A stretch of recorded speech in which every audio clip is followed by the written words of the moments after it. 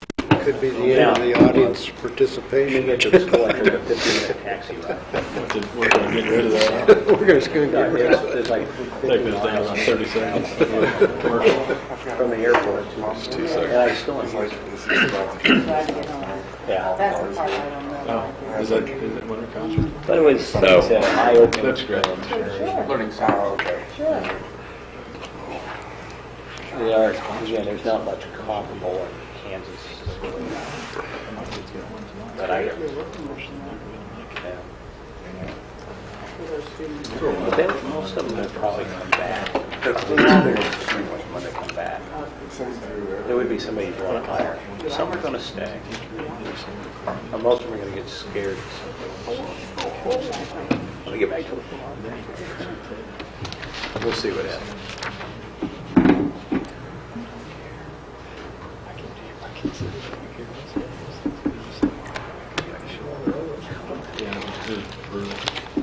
I had to ask you.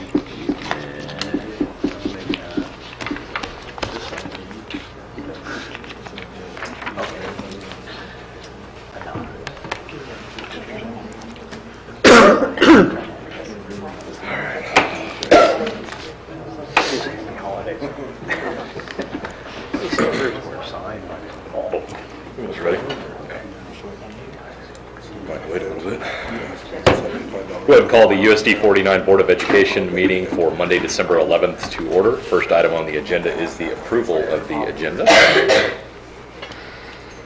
Make a motion to approve the agenda as presented. Then moved by Board Member O'Borney. Second. Seconded by Board Member Waddell. Any further discussion? Seeing none, I'll call for the vote. All those in favor, please say aye. Aye. Opposed? Motion passes 7-0. Next item on the agenda is audience participation. No takers tonight. Moving on, next item is communications from other organizations. John, do we have any? No? Okay. Next item on the agenda is school spotlights. Send that over to John. We do have a few of those. We have a big thank you to Next Tech for sponsoring the digital citizenship app for the 7th grade citizenship project again this year. I think you may remember that from last year. That it was actually written specifically for Hayes Middle School, and last year they were studying citizenship in the United States. Next Tech donated $350 to continue the app for the 2017-18 class of 7th graders, and they'll be able to use that to study for their citizenship test. Alan Wamser wrote the Citizenship Act.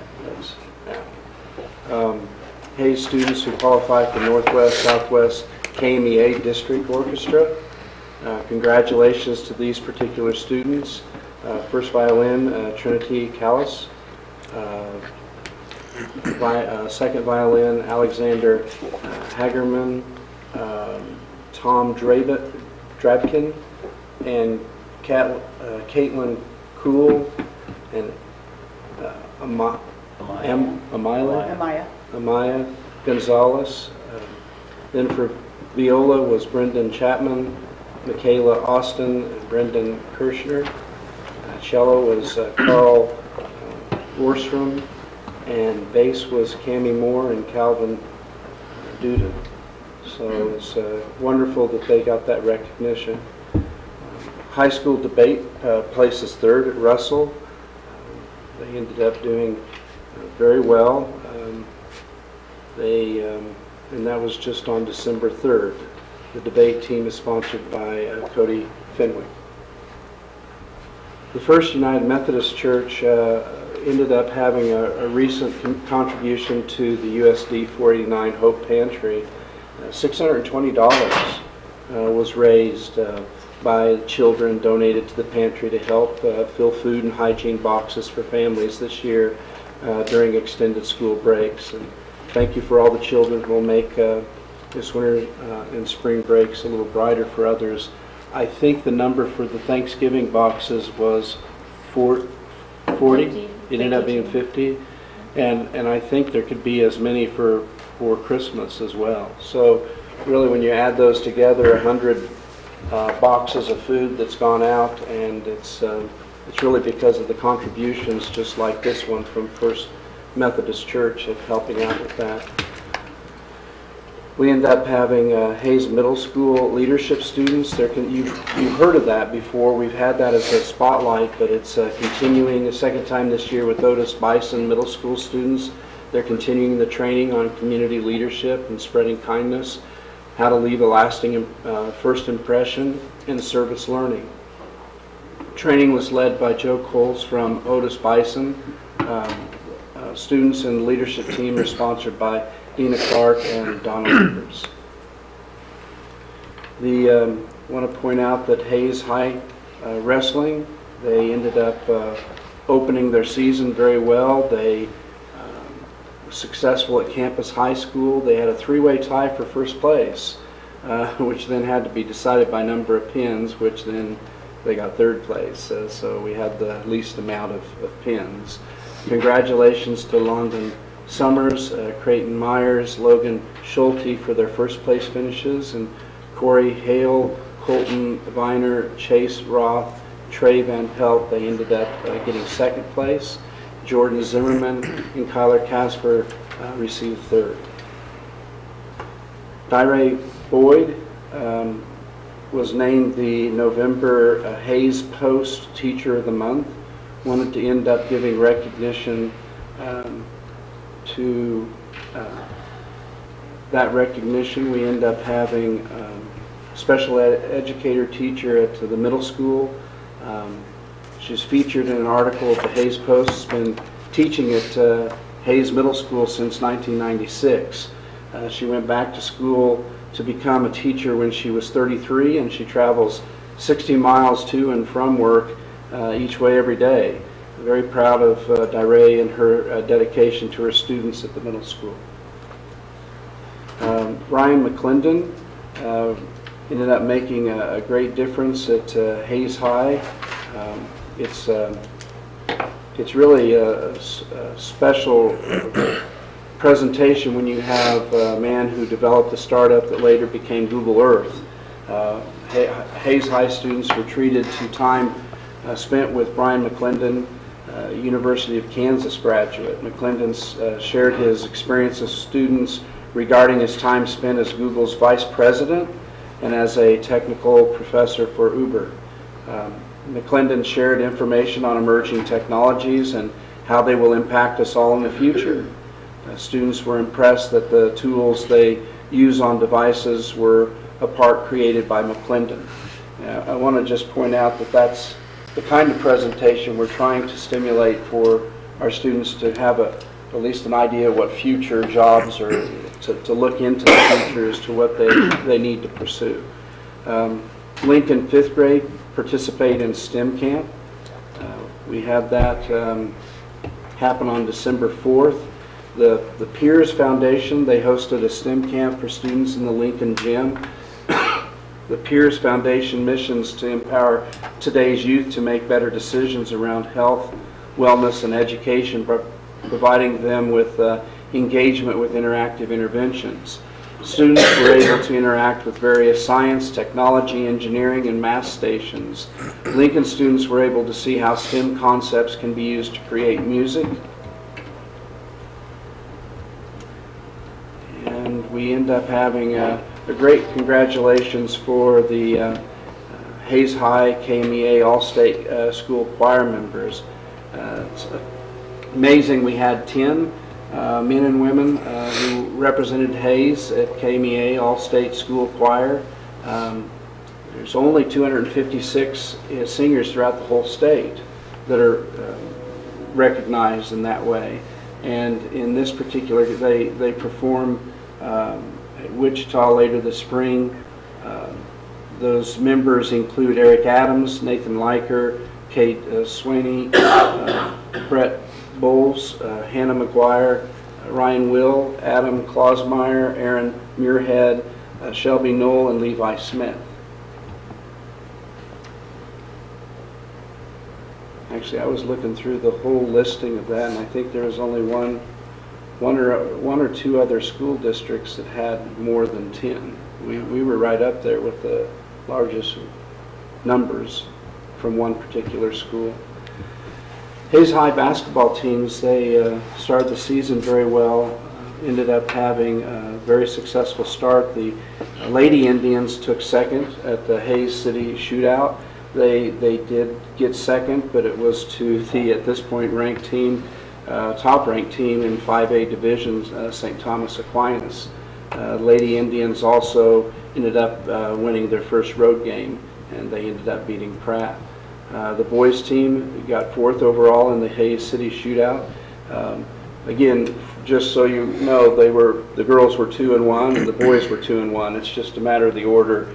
You need to win that first game, and that was the difference there. So 2nd place or 4th place. They also won their first road game, and that was against Pratt as well. U.S. Military Service Academy nominees were announced. Congratulations to Hayes High School Sarah Rolander for being named one of the area's 5 nominees to attend one of the United States Military Service Academies. Representative Roger Marshall recommended Rolander to attend the United States Air Force Academy in Colorado Springs. Pending further interviews and screenings, she will be eligible to attend the Air Force Academy in the fall of 2018. I think that's all the spotlights at this time. Very good. Any questions for John on the spotlights? Okay. Moving on, next item on the agenda is the report of the superintendent.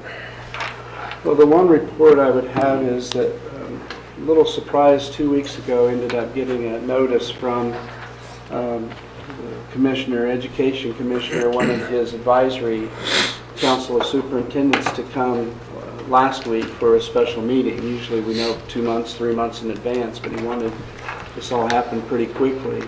And the only thing we were informed was it had to do with dual credit or concurrent credit, which I found very interesting since we were involved in something ourselves just recently and was in the news.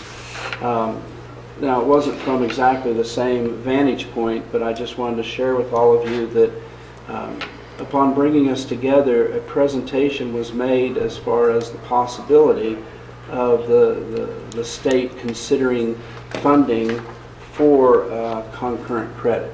Not a matter, and it actually be something that is available for students graduating from any high school in the state of Kansas. Those are details that they're working on. Possibility of a bill that would come out at some particular time.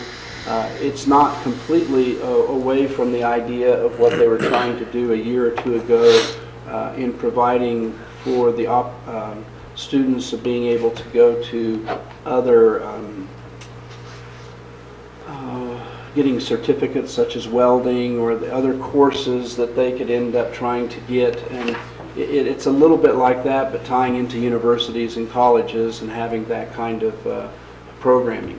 It also, in the conversation, was mentioning, just like working with Fort Hays State University last year, their great concern about the new requirements as far as who is qualified to end up teaching these concurrent classes. The fear ends up being that individuals who had been qualified for years all of a sudden no longer might be qualified, and they may have to take up to 18 credits, to end up being qualified. That's what stimulated the conversation last year that Mr. Straub and Dr. Lynn ended up meeting and arranging, even starting last year going into this year, of arranging that agreement that's being put together, and you'll be looking at a little later in this meeting again. But they were, it was brought up and discussed. We were on the news. You did see Dr. Lynn was interviewed on Channel 12 News 2 weeks ago. And others took notice of that too, to the point that became a bit of that conversation too, of saying how did this come about. And in the process, it was very nice in a group of about 15 superintendents across the state, several of them very interested as to how we made that happen. The one from Emporia, the one from up by Kansas City, Newton. There were several that had great interest in it just because it seemed so simple, and why couldn't we do that to help ensure the other part of it? It had nothing to do with the idea of funding for the concurrent classes, but from the other side of just having the teachers that are qualified to be able to teach it, it's taking care of that too. There's great fear last year and even this year that if we don't do something to try to assist with that, you could end up losing half of the opportunities for our students to be able to get those credits, to be able to do that. In our own personal situation, it's partly due to several of them who are of age to retire in the next few years, and to try to be a little proactive in arranging that so that we have some younger individuals taking those at least 18 credits or getting a master's in a particular area to make sure that they are qualified to be able to do that. So I found it a very interesting meeting. I have no idea when they're talking about money right now at the state level if they're going to carve off a piece to be able to do that. It makes sense in one way, but when you're looking at all the other issues that money is needed for, I'm not sure. I don't know. Any questions?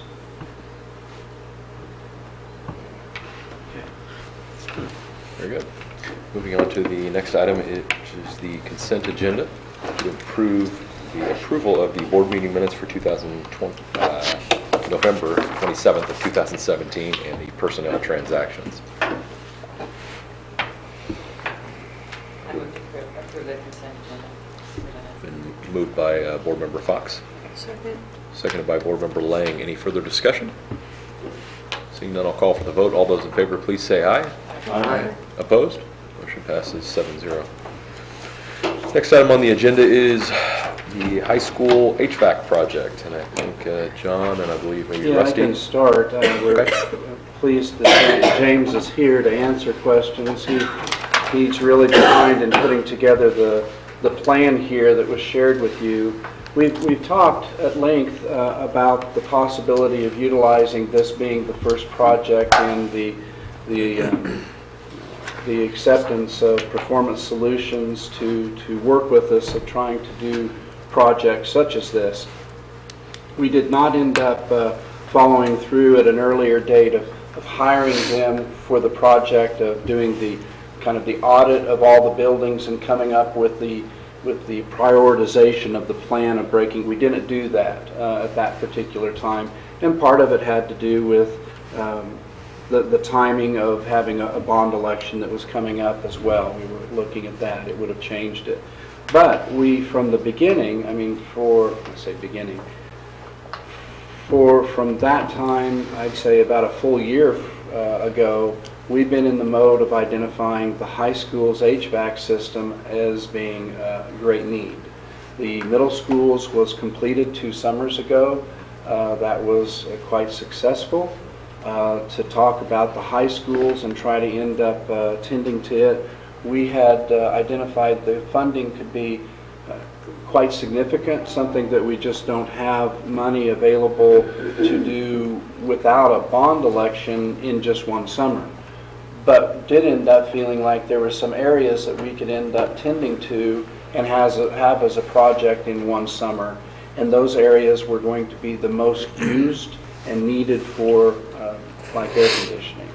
And those were ones that were isolated. We ended up pulling in James at that point, working with Performance Solutions to put together this particular plan. He has worked with the engineers, actually using engineer from Wichita as well as from Kansas City, in trying to put together a plan that really fits within the scale that we are able to, which was somewhere in between $700,000 and $800,000 for the first stage. And I do want to share with you, the first stage, this is not equal. You know, if it was equal, it'd be bigger than this. we know it'd be more money, would be necessary to make it an equal part. The reason why this was carved off is because we thought it was very doable for summer. We also felt it was the areas that would end up making the biggest difference as far as the usage, critical usage time, like gymnasiums, wrestling room, which again, the wrestling room doesn't even have a air conditioning system in it at this time. Trying to end up identifying those particular critical areas. We had others. I mean, there's others we'd love to tag to it, but it goes beyond that price tag, you know, between the 700 and 800,000. If there's specifics about it, that's why James is here, to end up answering those questions. It's more a matter of the work that's been done at this particular time, of looking at it to say, we want to know, we would like to be able to start it and be planned to have that carved off, that particular piece of it carved off this summer. We're even preparing from the standpoint of having conversation with middle school, with what that would entail of using the middle school gym more than what we typically do, because the high schools may not be available for part of that that work time during the summer. So it's more a matter of your input at this point. This is different, just to share. It's not a matter of how we did it with the middle school. Remember, the middle school was a general contractor. General contractor ended up going in and ended up going through the bids and went through all the different parts of this. This is a different plan. This is a plan in which you're allowing that particular, your performance solutions or BCS is doing that work to put it all together, and you can go through and actually see how it's identified. But this is a plan or a project that can work at this time. It's more a matter of you looking at it and asking questions, and at some particular point approving to move on it, to go ahead and start the project.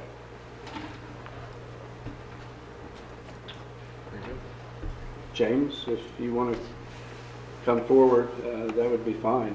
Yeah, you covered, you know, the gist of the project. It has to do with the gyms. There's 4 existing air handlers in the gyms that are up underneath the ceiling. Just talking to the principal here about volleyball tournament that between the rounds, the water was leaking on the floor, and they quickly closed it up. So this eliminates all that hydronic piping out of the gym, where the potential for leaks. They'll have air conditioning and heating capacity, rooftop units. We use existing ductwork, replace the diffusers. And we'll do that same thing in the auxiliary gym and also the wrestling. It allows you to essentially run the system without running the main central plant.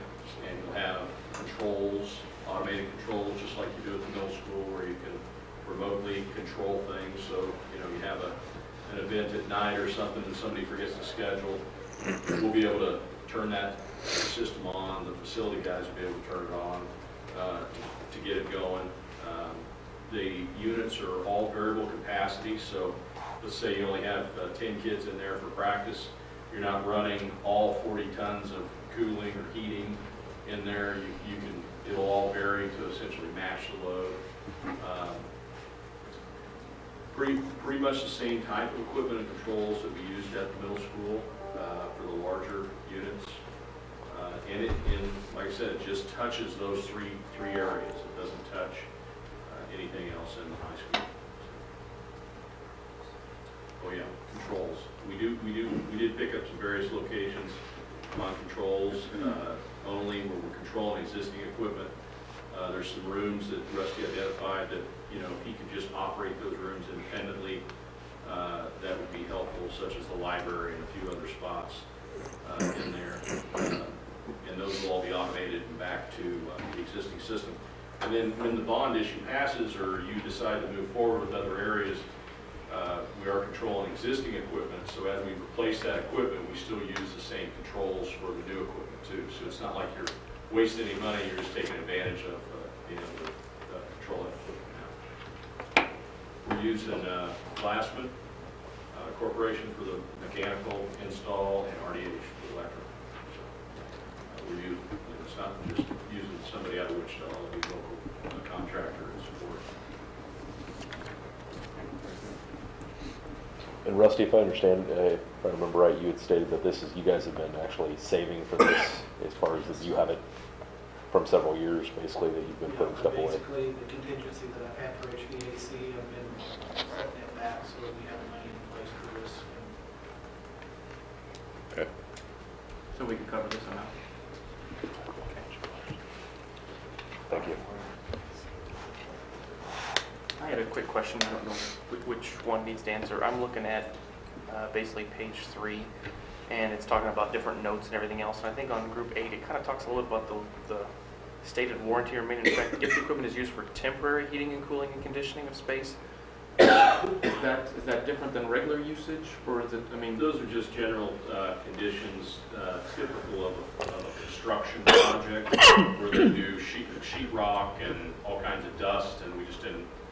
That isn't going to take place here. We'll be able to run the equipment. well, I think what scared me a little was the detailed unit cleaning shall be performed by BCS, and then they have a cost of $1460 plus travel, but it doesn't say how often we'd have to do that, or.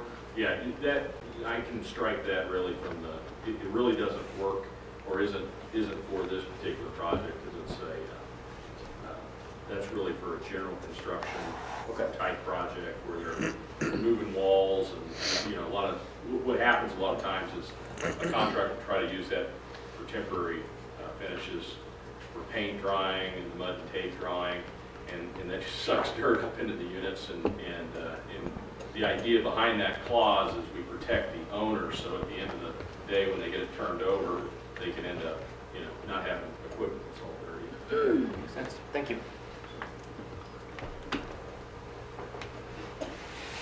Do we have, is there actual drawings and specs for this, or is this just? We have 30% drawings. That's all we engaged the engineer to do, which got us building loads and general layouts. I think City Hayes doesn't actually require full-blown stamped drawings for permitting, but we can go to that level if necessary. It's not a huge expense to add that, but it wasn't necessary for essentially a change out. My concern is historically we've had issues that have come up where we don't have those, and then you get the equipment installed and it's not functioning, and then the question becomes, well, who's on the hook for the screw up?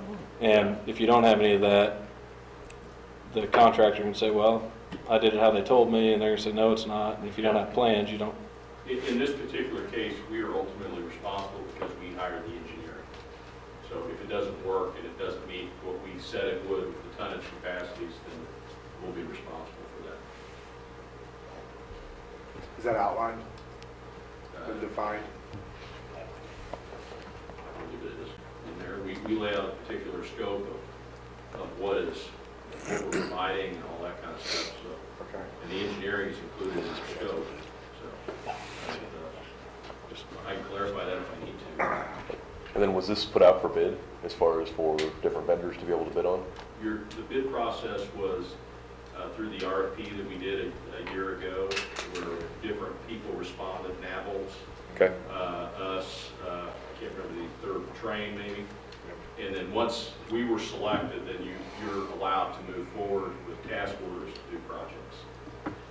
And then we went and selected local RDH and Glassman as the vendors for doing the install on the mechanical and electrical. That was one of my other questions. So we did bids to select somebody to provide services at a later time? Right. And what do we get as a benefit from that? I know that that's probably not what you're here to talk about, but and I wasn't here a year ago, so I apologize to the rest of the board. But what's the benefit to doing that versus having designs drawn up and sending out bids to people to do the same work?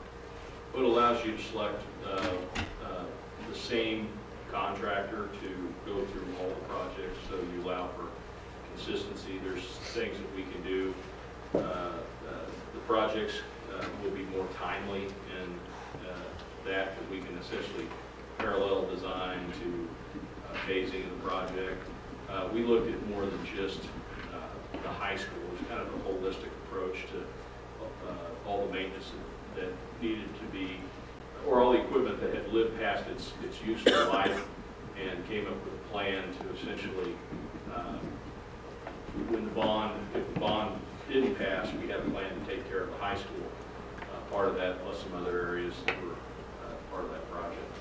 So it's just a means of another way to do it. That's certainly one way to bid every project out, and this was bid through the RFP process. For you guys, not the equipment though, right? What's that? You didn't bid the equipment out with an RFP. RFP process is what we did. Internally, or? No. We Rusty and John released an RFP. We responded to the RFP, and we were one of 3 contractors. After you do that, we don't actually bid the equipment out. We're actually a manufacturer's rep and provide the equipment that we quoted here. And was the RFP for this specific equipment, or just for you to be the provider to do that? Provider.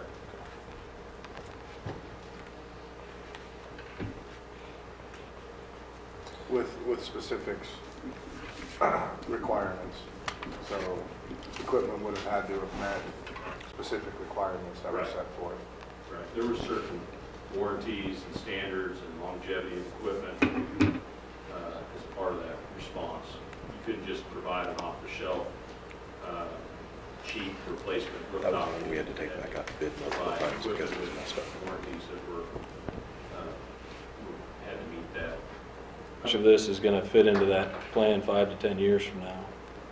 Well, this was worked closely with DLR and the bond plan, and these are areas that the bond wasn't going to touch. So, Yeah, I can answer that as well. That's why we wanted this to end up being, it was not contingent upon the other. We felt comfortable that this project could be done without it actually having any implications upon if it was 5 years later or whenever the other job would be done. It also, sometimes you have a job and you want to end up, because of what you did, the next piece needs to be as soon as possible. You know, it's just going to work better. That's not the case here. Now, of course, we would like for whatever we've started there, that the heating and air system is something that's, we keep on moving on that to try to get it's completely switched over in when I say short time frame, I'd love to end up having a 3-year window, a 4-year window of trying to get everything switched. But certainly we knew that 1 or 2 years is not going to be able to be a reality for that big a project there. Well, and that kind of ties, I mean, the other part of that, you said if we upgraded the rest of it, the controls that would be going into this would control that. And my concern is that if it is a longer window, then that becomes less and less likely, right? Just because of new controls will come out and things like that. Yeah, so, you could, if you waited 10 or so years, there will be newer controllers and things like that that'll be coming out. I mean, everything upgrades all the time. So, but the confidence I have with the controls we have here, I have these. We have controls installed at other facilities that are 15 years old, and it's that still work and function. And the bigger upgrades happen on the front end side, the graphical interface and all that kind of stuff. So. And we didn't mention, I don't think, unless I missed it, the benefit of this project was the areas are going to be unto themselves of turning them on and turning them off, that it's not going to be, you're going to have the whole system on. It's going to be much more efficient in trying to run those particular areas. We should save money energy-wise by doing it this way as well. If we were going to put a whole new system in at the high school, would this be the exact way you do these other areas, or would we do it differently? The other areas we talked about doing, just like when Rusty and John and I have met previously, we talked about doing it similar to the middle school, where we do a combination of some rooftops, like what you have on the gym, but a lot of it will be a variable refrigerant flow system, allows for independent control, energy efficiency, those type of things. So Would that be like a 4-line or 4-pipe system, or? it's a little different than that. There's outdoor condensing units with multiple indoor units. So, you know, essentially like it's similar to like a residential system, a heat pump system, but it's instead of the 5-ton unit in your house, it's like 40 tons, and then has multiple indoor units, and they can simultaneously heat and cool, which allows for you to move load within the building. So if you have exterior or interior loads, you can share some of that before the heat gets rejected to the outside. So it's a highly efficient system that we looked at for the rest of the school. But would we want to do that on these, or is that? The gyms are large capacity spaces, so we would do rooftop units, or indoor air handlers would be another option. Answer your question, Greg. When we looked at it originally, I'll get up here where you can see. Not looking Thank you. at me. When we looked at it originally, we were looking at going with the exact same plan you're seeing right here. When DLR came on board and their engineers came out, they expect the exact same equipment, setting it up the same way with rooftops and stuff. So as far as whether bond went or didn't go, everybody was looking at the same equipment for the areas that we're doing. Well, and I guess I'm not trying to hide and go seek on what we're doing here, but what I'm getting at is if it's, I think I heard the number $4 million or somewhere around there for the entire project if it was done. I think that's fairly close to what. I think that was the low end. Could be 5. Whatever it is, but you know, we've done projects like this before where it's been that high, and we've done it on a multi-year lease. And what concerns me is that if we do this just because now we can get this done, but we're cutting things out or doing it differently than what we otherwise would, it doesn't make sense to me. Instead of saying if this is really a need, then let's look at other financing options. We're not on it. doing these areas any different than we would if we done a whole area. We've done the whole thing once.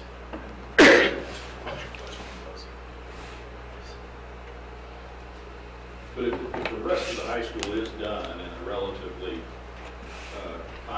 timely manner, 12 months, 18 months or something like that, then the sum budget, this amount would carve out of that to reduce the amount. So if you want to look at leasing, so it's not like the budget's $5 million and we're spending $700,000, and in another year it's going to be another $5 million. You know, so this $700,000 will reduce the overall budget of the replacement.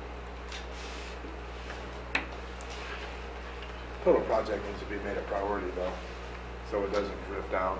Put us in a technologically disadvantage for the new controls.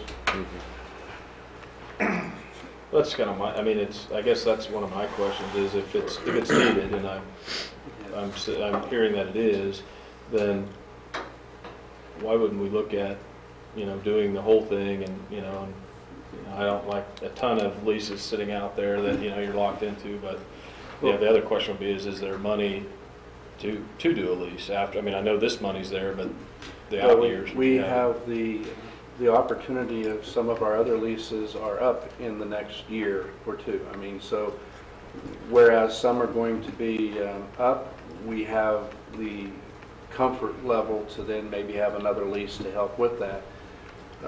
This project was considered when we were trying to juggle 8 months ago, talking about trying to keep all of our facilities up and trying to work on the maintenance part of it and really have a plan for it, at the same time of juggling to the possibility of a bond election passing.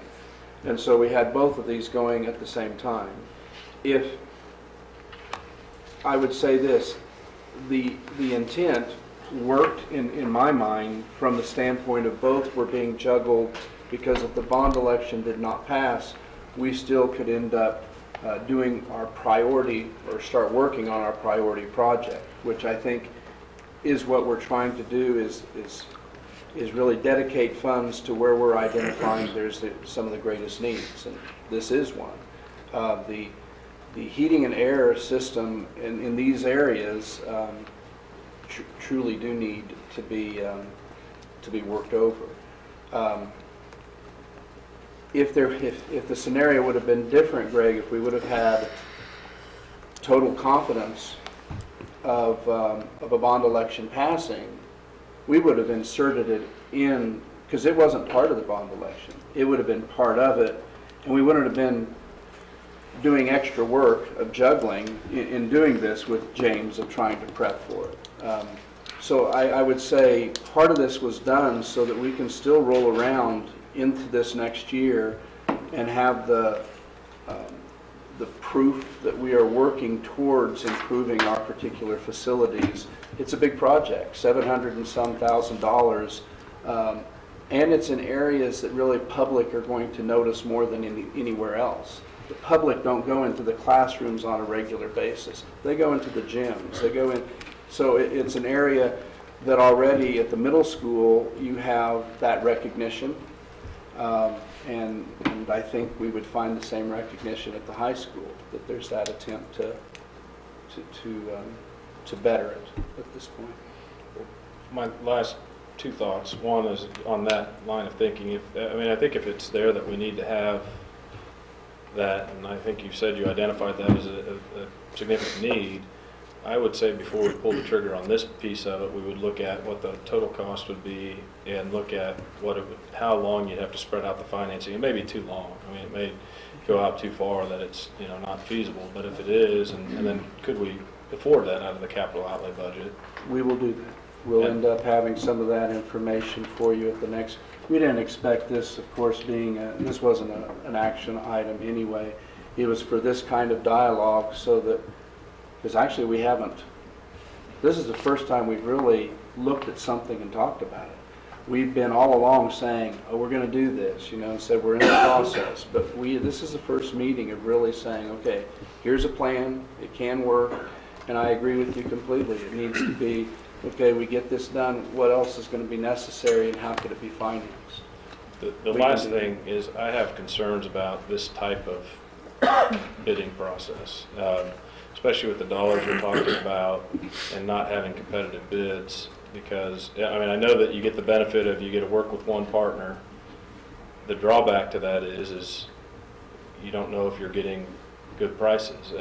There are some risks that go along with that, but I think a lot of those can be mitigated by appropriately looking up front at who you're allowing to bid, making sure they meet certain standards and requirements in a bidder approval process. But I wasn't here for that when you guys decided that, and so maybe I could be educated and change my thinking, but right now it's a lot of money to not have bid. I would say that your concerns definitely noted. It's from the standpoint of we did a different way with the middle school. We're going to end up, as far as where we were, our direction at this point with action that was taken in an earlier point, and the way we're going with this, we have the opportunity to see how that works with this in this summer, and we would probably have a very good discussion at the end of this next summer of a comparison of the middle school's project and at least the front end of this project, the one this summer, to say if we're satisfied how it worked or if we feel that it's just not the way to go. And I think actually James understands that too, because from the beginning we were saying this ends up being the first project of maybe a number of projects, and it needs to be one in which that it does go well, that there ends up being, it's viewed that it's worked the way we wanted it to. And this is just for the gyms at this time, what we're talking well, about? Well, it is, that's a major part of it. To get started. Yeah. Just a point of clarification, the budget for the high school was actually based off of the competitive bid process for the middle school when we looked at cost per square foot. So that's same competitive bid was used to budget for the high school. Isn't it the same? Was it Glassman? And it's the same. Glassman and RDH individuals were in that case, RDH was prime on that. Rusty, if this moves forward, do we need to adjust our roof replacement schedule? Are these areas being addressed, areas that would be beneficial to start unifying our systems up there? Actually, the roofs that we're working on there are new roofs. Okay. Bringing in to put treating in and stuff, that's all figured into it. My actual next roofing that I was looking at was actually at the middle school, where we just finished up projects. Okay.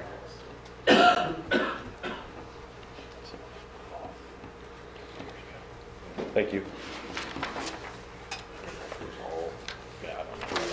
Any other questions or concerns on the HVAC project? Thank you. Thanks. We're going to move on to the next item, which is the bond issue. For the bond issue, I know it was November 7th, and it's so we're beyond a month since that took place. Since that time, there's only been a couple very short conversations on the phone with DLR, representatives from DLR. There's been no meetings. It's been a matter of what we may want to do at this particular time, but we've waited to this point to have open discussion as to the next step. The next step can be quite a variety of things. It's more a matter at this point, what is the desire of the board? You can end up going back to the work that was done prior to and glean off of what was done there to identify what were the steps, what were the priorities, back off from that to identify a smaller project. You could also end up going into it to resurvey public to gather, again, more pointedly why it did not pass. You could end up using the information from surveys prior to of relooking at that to say, does it have application from the first project to the second project, and to work from it. The issue here is more a matter of timeliness. It's a matter of how you wish. I think it's just a matter of open discussion right now of what you would like to do. DLR has been, from my viewpoint, very open of just saying whenever you're ready. You know, it's not a matter, they've not pushed at all of saying, you know, you need to do this at this point. You need to, it's more a matter of saying what would you like to do at this particular stage. They'll give advice, they'll give suggestions, you know, from other experiences, other locations, but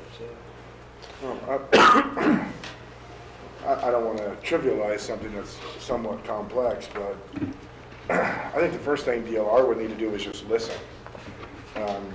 I still stand firm in the fact that I voted in favor to put this out to the community for vote, but in my conversations with Troy, I don't think it's rocket science here on why it did not pass. DLR pushed the threshold per $150,000 home valuation higher than what any data had supported that this community would go. And you push it out to a time frame in which is very unpalatable to almost everybody in the community. Okay, can I just one piece? Sure. DLR did not do that. Yes, they did. No, it was the I teams. talked with Troy. I wrote, but it was the teams who actually ended up making that decision. I was present at each one of those. I understand that, but there's a difference between leading a team down a path versus a team coming to that conclusion on their own. And when you talk to the team members, I guess I would ask you then, which member cited that 30 years is the best option to go? It wasn't so much they cited 30 years. What they were trying to do was they wanted to get, I'll say this, they wanted to get as much as they could when they could possibly get it. It was not a matter of saying that the middle school or the high school wanted to say, yeah, we don't need anything. You know, it's just have the elementaries have the projects, and the middle school and the high school really they're secondary in the process at this particular time. And that would be very strange for the guidance from DLR then, because when you look around the state and you look at the performance bonds, what percentage of those are 30 years? They're not. No. So I find it odd that then that would be the guidance from DLR, that we would go to something that is not successful really anywhere in the state of Kansas. So I think the first step would be defining a realistic value, and then working from a value to see what can be accomplished, rather than trying to look at the snatch and grab approach of how, oh, if we just go another $1.50, or if we just go $2 more. I don't fault the team, the vision team at all. Their job was to assist with needs and different voices from the community of what all the community would like to see. Right. I think it was DLR's responsibility to create something that would be viable. And when we look at the results of the election, well, a $90+ million bond was actually closer in the voting polls than this one. So there has to be a huge disconnect. And I would say a lot of that burden would fall on the guidance and the leadership from DLR. So again, back to my original statement would be for them just to listen. I appreciate all the work that they did, but in my last conversation with Troy, John, what you're saying is not the same as what he is telling me. And this is a one-on-one conversation. I spoke with Lance the same day. Lance had the exact same conversation. So, Well, the board has been involved enough that, Josh, you can take exactly what you're saying and we can go that route. You see, that's what the discussion, you can say, we believe the information that's funneled to us over the last 2 tries of a bond is, we believe that even with the surveys, maybe $12 a month is more reasonable. And a 15-year bond, 20 at the greatest, 15 or 20 is what needs to be considered. Now, you can go that route, then you can identify what is that dollar? How much money is that? And then you can create if you wanted to go that route, budget. Yeah, then you have a budget, and then you're creating a plan, a prioritization plan from that particular budget.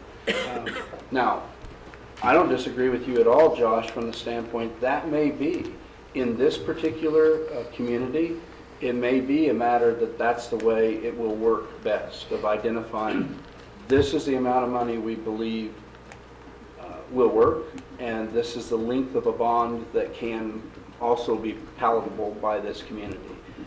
You can figure out what that amount is. What is that dollar? And then work from what that is. We just make a plan from that amount at that point. Now you can do it that way. And actually, from the standpoint, if you do it that way, you could still go back to the work that was done by the vision team and by the Sure. You could use that work to identify, okay, where were they with this, and what were the pieces that were identified as priority as you were doing that. Go back and start funneling that back in and say, well, this is how far we get. This is what we can do at this point. Yeah, we don't need to reinvent the wheel where unnecessary. No. But I'm one with limited time here, but I think that a working budget, defining and moving forward from that, I think that is, because the third time needs to be the charm here. Right. Because you are also draining community resources in the sense that you have people working very hard. Energy is great. You saw it maintained through a second. You go into a third. You're going to have a lot of the same people that are pouring their guts into this, and we need to capitalize before we don't have volunteers. Right. They start to get frustrated with the process being sent down by the school district. Right. And I think it's something that we as a board have to step in and take some more ownership of as well, because I look back to an extent and see, when we talked about a lot of this, and I think after the first bond failed, we took it from the community that, well, the board was spearheading everything, and so I think we almost took more of a hands-off approach the second to go around, and I think we need to find that happy medium and be, I don't want to say we weren't involved, we definitely were involved, but I think we need to be more involved, for lack of a better term, as far as going through and There's a lesser making. of two evils, right? Yes. If it's a board-driven bond, well, who are you to demand Right. this for us?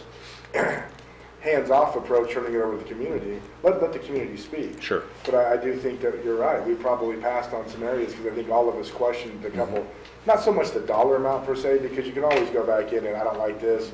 Mike likes this, Daniel likes this. I mean, it's all different, but it's some of the key characteristics surrounding the bond. Right. And then there's also been some communication with city council members. And this is interesting, and Bill, I mean, you would have to, this is a long ways out there, but the sales tax piece again. Is there a way to write in bailout clauses for the city? So could we bring that half-cent sales tax back onto the table? But if the city would get into this position, then it would forfeit back to the school district and be able to be used by the city. You know, kind of a fail-safe for them, so to speak. Well, and it doesn't have to be 10 years. It No. can't be more, but And it I could definitely be think 5 the timing years, was a you know. huge issue with them. You could look at a 5-year renewal clause, you know, where it falls back to them if they drop below certain standards in their own.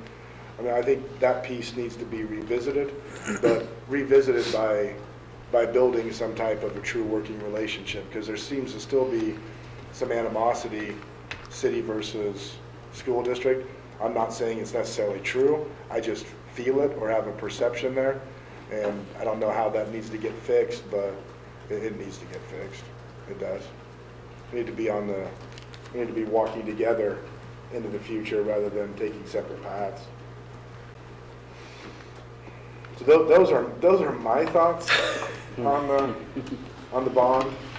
So anybody else, feel free to take over now. I appreciate you starting on the thought process, because that's what we have to be able to move from this point. And so anybody else have thoughts that they've been working on, now's the time to share it. It's just a matter, all different ideas have possibilities. Well, there is one that I was thinking about, that maybe we do look at some of the things that maybe aren't core essential, like the auditorium. It's still a big deal, but is that something to look at in some way with private funds? I know we had a bad experience with the wrestling, or the weight room and all that, but looking at some foundation sort of deal that may tie into some of the community development efforts, particularly some of the focus that people wanting to put in convention centers in town, though I'm not saying this would be part of the convention center necessarily, but could be done to attract that sort of business to it. Because that's a standalone facility that may have a much broader place. Because there's something that I think it's essential to move forward on, and maybe it's not just a public, depending just on the public, and looking and seeing if any of those fit in. And I think that's something that goes back to the whole thing that we've talked about from day one, the needs versus wants. And I mean, there's definitely an argument that can be made on that. Is that truly a need, or is that we want it to? And I don't disagree that it's great for the programs and things like that, but at the end of the day, do we need that to be able to move school forward and be able to have that stuff in the buildings? And I think that's a big issue you have with the public in general. There's a lot of them that feel that is not a need. Yeah. And the other, I think the aspect is, though I'd like the omnibus package that we could do all things at once, following up on what Josh said, pick the number, and maybe it is, and I hate to go that way, but we say, it's that school, we're going to pick that school, that's the only one we're going to fix, because that's all that we feel the community will support. And that's going to leave us with haves and have-nots, but that's the reality of what we can and can't do. Yeah, it is. You look around at other districts, that is the reality how many times it's done. You're right. And that may be the hard, we've not I felt like we haven't wanted to do that. We want to be sure we serve the community as a whole. Right. But at this point, if we don't begin to move forward with something with some of the buildings, then we're failing of serving anybody, let alone. But raising one school will help us out. So the cost of the return on our investment by spreading the cost over multiple bond issues to replace things is a horrible return, worse than doing a 30-year bond, but that may be all that's palatable. But I'm not really keen on it, but on the other hand, I don't think we can wait doing things. But Paul, it's possible that in a community such as Hayes, it may take that kind of project of a single building project done well Could done become a so showcase. exciting that people, when it's over with, they go, wow. Yeah. And maybe that is what's going to have to take for them to then support something, and maybe not 30 years later, you know, maybe a shorter time later to try to end up doing another project. And we do have to think, being sure that anybody wants anything, because I went to the KASB conference and went to a bond issue to find out about successful districts and unsuccessful districts, and I decided it's a crapshoot, you know, being successful or not. But it was interesting hearing one district that they tried to do a bond at 70 million, didn't pass, and they tried to do a bond at 1 million to just put in security, and it didn't pass. So it really didn't matter, and I would like to hope that, again, echoing part of what Lance said, was that, and I feel some remorse, it took me until the day before the election to send a letter in because I wasn't sure and didn't want to influence, but I did finally send a letter in, and I had some other people I asked to do it, a letter to the paper, but it was too little, too late, and being honest, and I feel the responsibility of not following through, but trying to balance that. But that engagement of us maybe would be useful to get it so that we could at least assure. We did a $1 million bond, which is, I guess that was one of the lowest that's ever been proposed, is what the superintendent shared. And it didn't pass. And I'd hate to see us go smaller and not pass it. Right. But when you said 3 times as a charm, I was talking with a person who was part of the original architect in the 60s, when they started talking about the high school, and they said, yeah, it was 3 times before we got the high school passed. Talking to some of the original architects, or who actually were doing their internship experiences with the architects that designed the high school. So, Well, there's no doubt as far as having a board of 7 who represent and want the best for this school district. And it's not a matter of just wanting the best right now. It's a matter of you make decisions that are drawn out into the future. You can make decisions right this year that you would not even realize because it may not happen till you're off the board and someone else is on. I know it takes time, but part of the most difficult thing I think for Board of Educations at this time is to be in that mode of understanding that you're making decisions for 2030. For children that are in kindergarten now that will be graduating in 2030. You're making decisions, and you say 2030, I think 2030, wow, that's a ways out there. But from a school standpoint, you should always be in that mode of at least a 12-year plan there, or 13-year plan of working with kindergartners graduating from high school.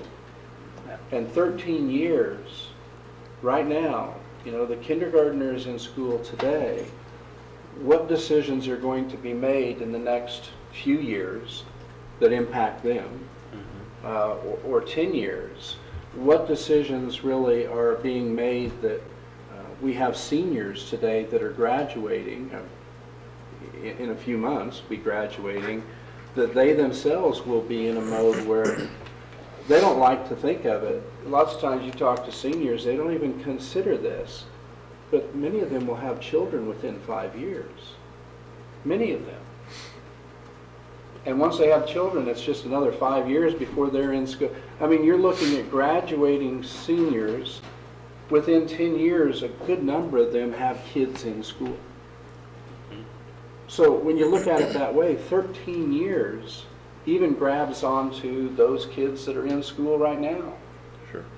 And that's why I'm saying it is such a monstrous task of board members to try to end up making decisions. And that's why I think you marry together your ideas that have already been shared just between Josh and Paul, and I think you can come up with something that the community would back and say, this is our starting point. This is our point that we're going to work from, and certainly it's not taking care of everything, No, I think ultimately it comes down to, and this is something we've talked about from the beginning, is basically is that plan, and that's still that elusive plan, and it almost seems like the community as a whole, we need something tangible, something they can touch, something they can see as far as this is how it's going to happen, laying everything out and giving people a timeline, and so they can see things and doing that. And then obviously, you know, in my opinion, there's three things: the plan, the dollar amount, and the time frame as far as doing this. And that seemed to be the thing that came up time and time again with all of this.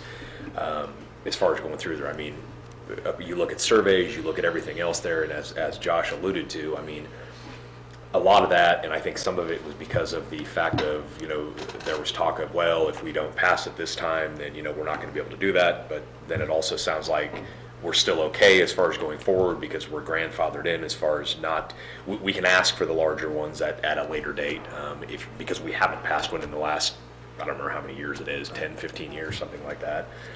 But then you look at the dollar amount, and that's the other thing. I mean, and that was brought up a fair amount as well, is, you know, and as Paul said, I mean, there's no guarantee. I mean, we could go down to a 10 million and people may not support it. But ultimately, I think if that plan, if we have something out there that people can see and actually know exactly how this is going to do it, and I don't feel personally that we've done a great job as far as laying that out.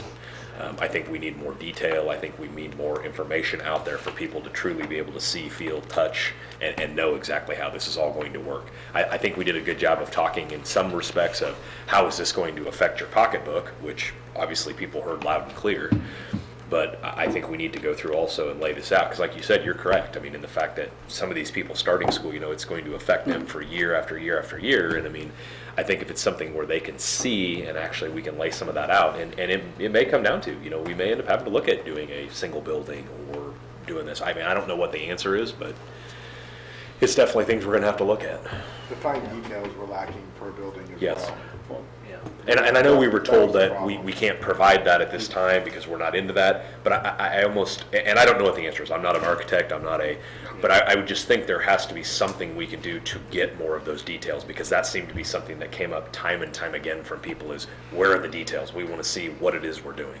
And I don't know how that, I know that when we were shopping for architects, you remember going to their location and even getting to put on the 3D goggles and see the designs of some schools that have been put together is just amazing. It was to see, but they don't do that work until they know the money is there. Right.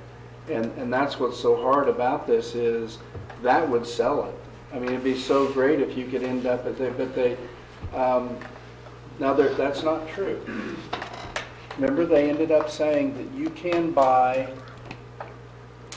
other school districts' plans. You know, they ended up saying you do not have to have your own plan that's designed. You can actually, if DLR had created a school somewhere in the United States and you liked it and you thought, we want that, the plan's there. You know, everything you could actually. You could take that plan, you'd have everything you wanted. You'd probably have the 3D piece of it. You could even share and show it that way.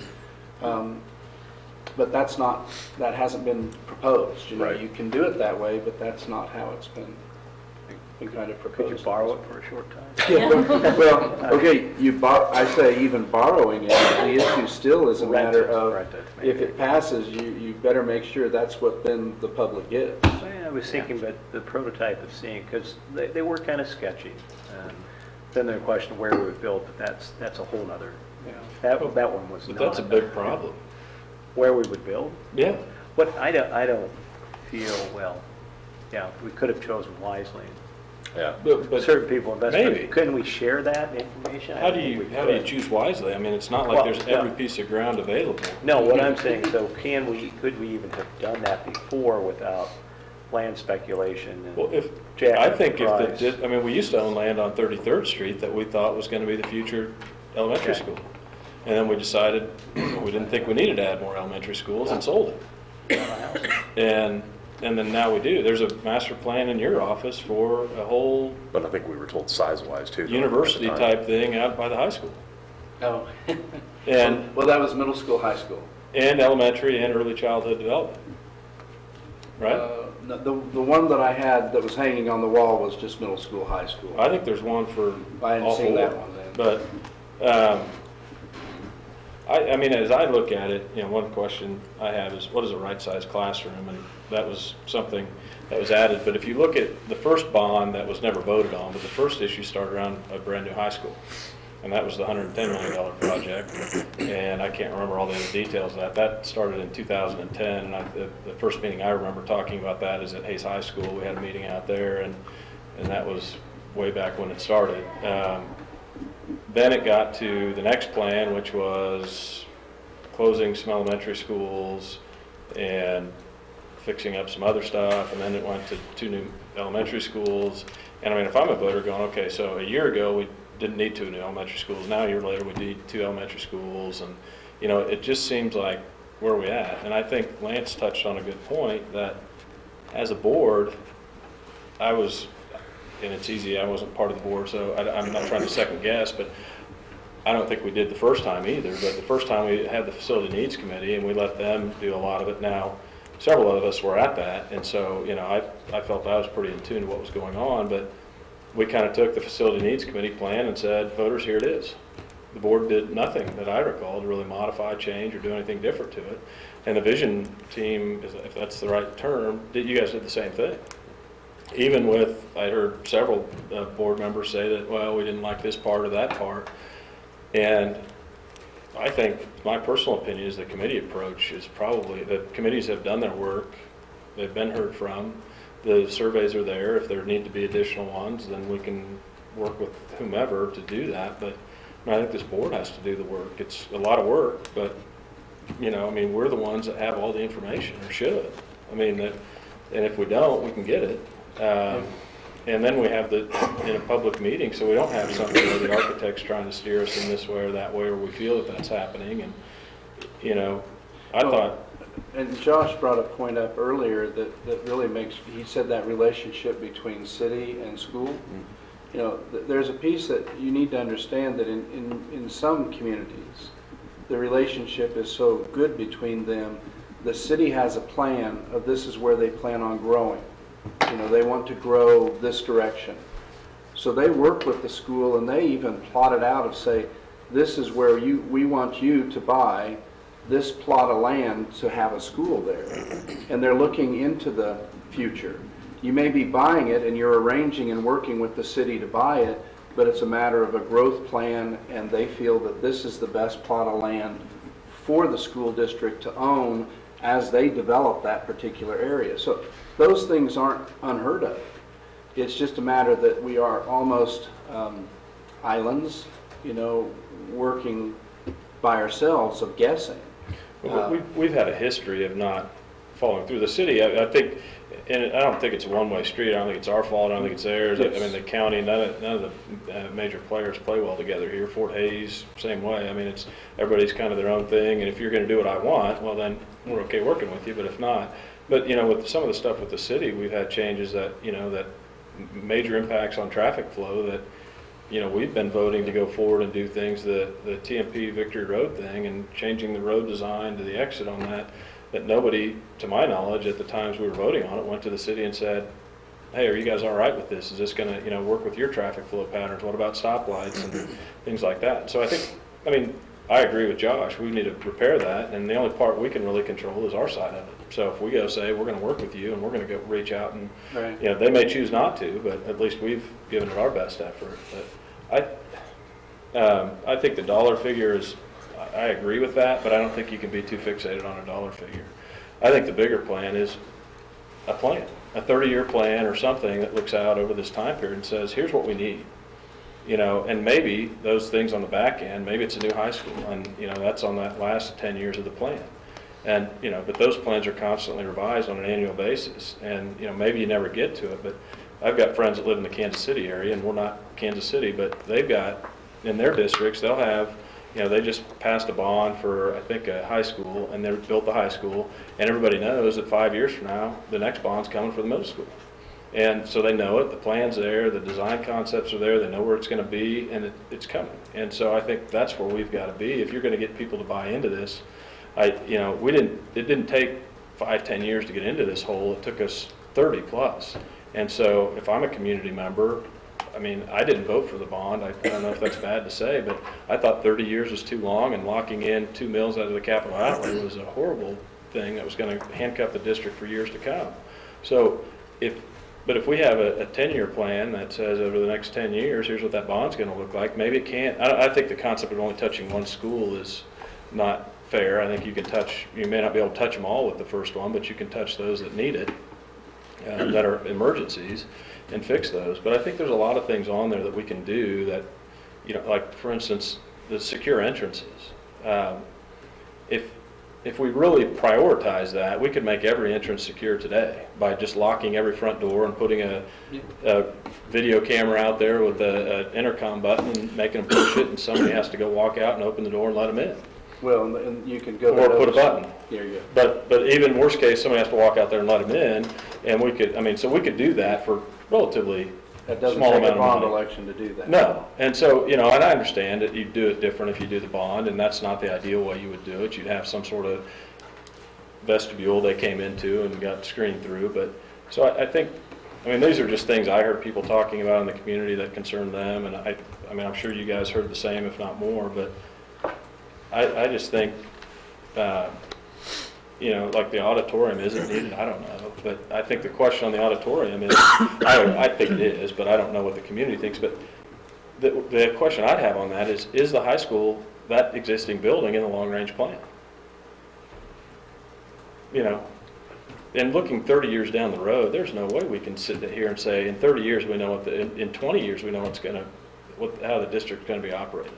And so as a taxpayer, to look that far and be committed that far to where we can't really do anything until 30 years from now, no matter what changes. Now, you can always pass another bond, but then you're really going to be taxing people. And so I think that, it would be great, I agree, if we could get it all done in one package and have everything be how we want it. But I think a lot of the taxpayers look at it and say, you guys took forever to get into it, even though it may not be this board, it's still the same school district, and so we're not going to bail you out all at once. That's all I have. Sorry. I like the idea of having, if it's going to be a smaller amount, if we're only going to be able to do either some things or one building, I like the idea of having a plan or really laying it out. One of the biggest things that people were looking at was finances. And that's great, but I want to make sure they understand that if we do one building at a time over the next 50 years, I want to make sure that they understand that, yeah, we can do a $30 million bond for 15 years. Then we're doing a $40 million bond for 15 years. Then we're doing a $60 million bond for 15 years. And I just want to make sure that everyone actually sees that. And I think it's great to have a good plan. It's great to know, you've not talked about the security, so let's just take any improvement. I don't want to be putting a lot of money into a building that we're going to abandon in 10 years or something else. So, I think our mindset at this point has been, let's not leave any building behind. Let's address the needs for every building. And we haven't done anything for so long, so let's try and do it all at once. That makes a really big price tag. All these factors you just mentioned come to play, and that makes it really hard.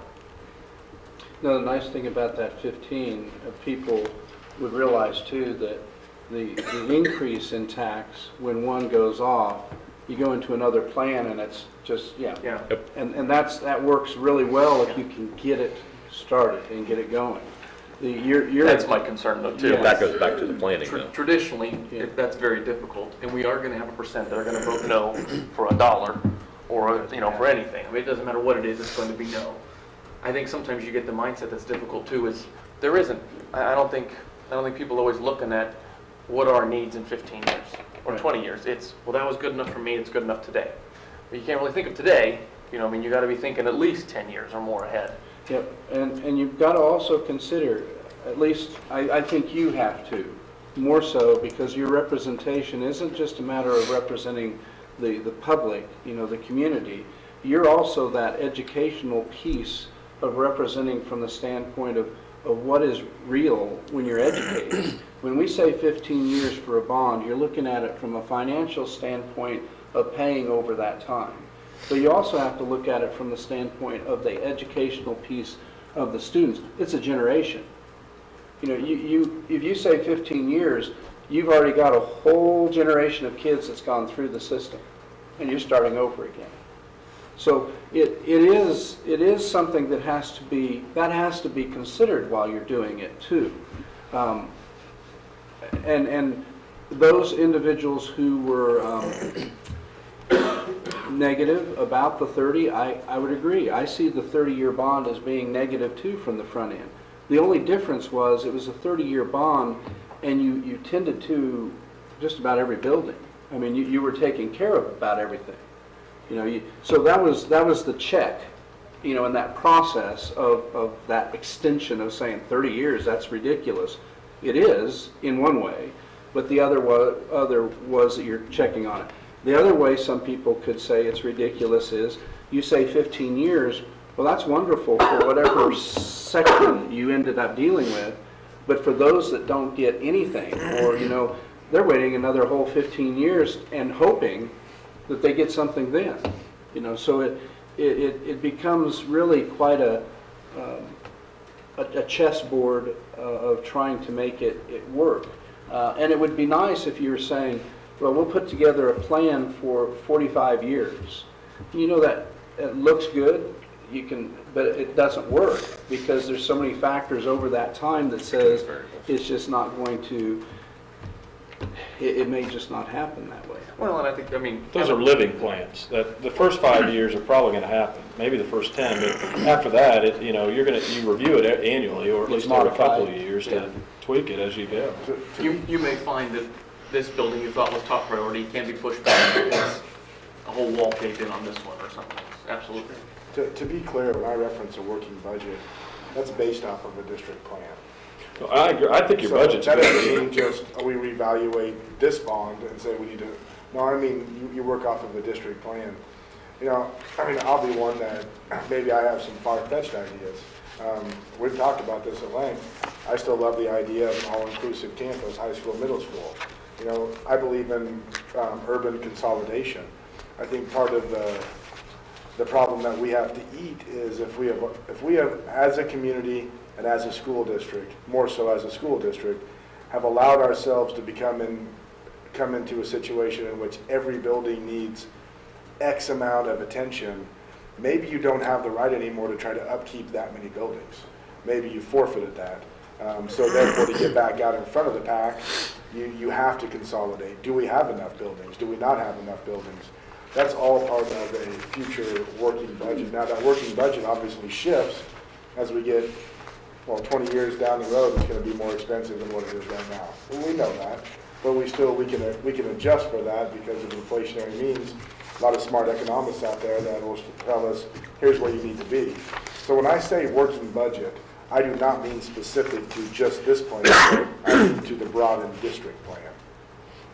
And I didn't follow up on that, Josh, because I think I agree with you. I think that the only concern I have with setting a number and trying to then target it is I think others have failed doing that, and then you create this imaginary number that you say, well, this will pass, and then you try and jam too much into it, and then the project becomes a mess, and you leave this out or leave that out, and then the board looks like fools because you know you want that direction, and now you've tried to do too much with not enough money. And I see where you're coming from, and I was thinking, all right, if we have $250 million that we want to spend over the next 60 years, like right now we're still in somewhat of a recession.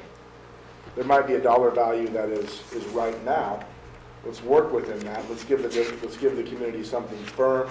We are going to work within this amount of money. And the next time, okay, maybe oil's $110 a barrel. Maybe cattle prices have never been higher than what they are. That just seems to open up. It seems to open up the community to more bolstered ideas. Maybe it allows for more creativity and more shaping. Because everybody's a little happier. well, I think the number is always got to be. I don't think it's number one, but it's a very close second. You know, because you've got to find out what your needs are, and then. But you also got to be realistic about, you know, here's what the community says they'll support as far as an increase in taxes, and you know, that all correlates to a dollar figure if you put an amount of years to it. And so I think absolutely you've got to look at that, but I just don't, sometimes I think it can be too big of a controlling factor, and then it can go back the other way. So. And I'm thinking the previous bond, not the one that just failed. One failed before that. that one was trying to, let's do a little bit for everybody. And some of it's things that we could have handled maybe in a different way. So we'll just put everything to that bond, and it's not going to do. This one I did like the fact that it's pretty modular. You know, we are going to abandon a building, and we're going to build a bigger space to accommodate that. That didn't set well with some, so I'm very upset about it, but yet it got to what you're talking about.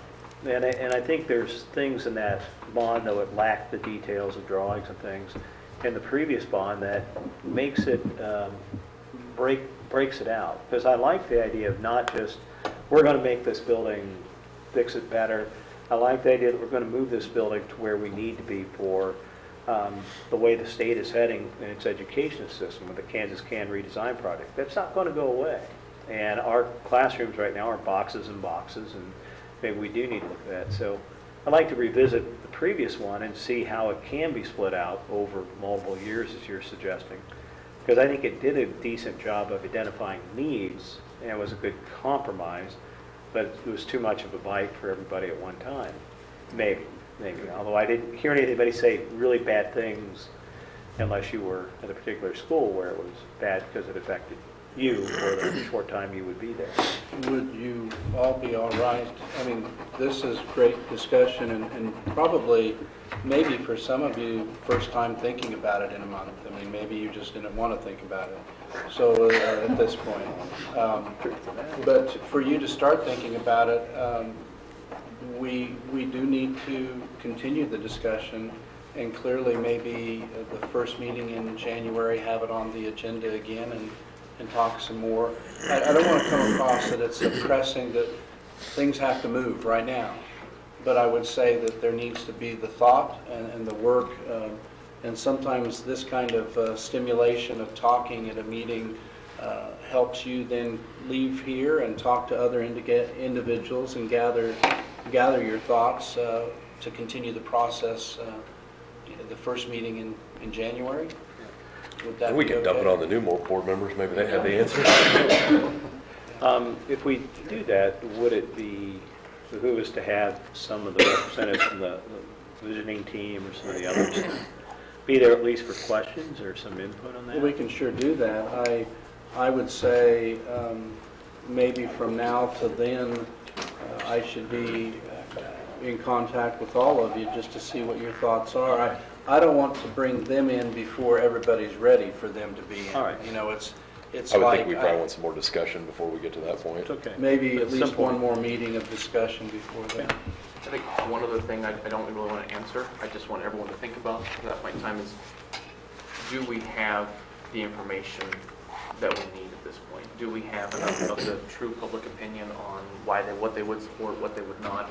Do we need to revisit? I mean, And our only problem with that is, even I like asking more questions, but when you try to ask questions of the public, that does mean, it can mean a dollar amount of trying to question. You know, you're using another survey and you're using money to gather information, and then for some, they welcome it, and for others, you're wasting more money. We told you what we end up thinking. This is what we've already said. well, they won't give you their opinion until the end. Well, Well, but it would be one thing if you tried what they said in the survey and it didn't work.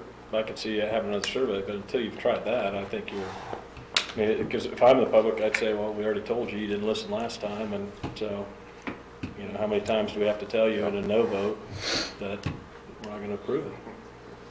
so I'd say, do we have enough information? It's not. Maybe.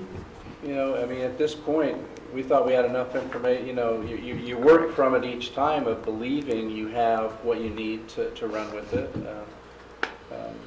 Why is it so hard to capture data for for urban consolidation? Why is it so hard? What do you mean?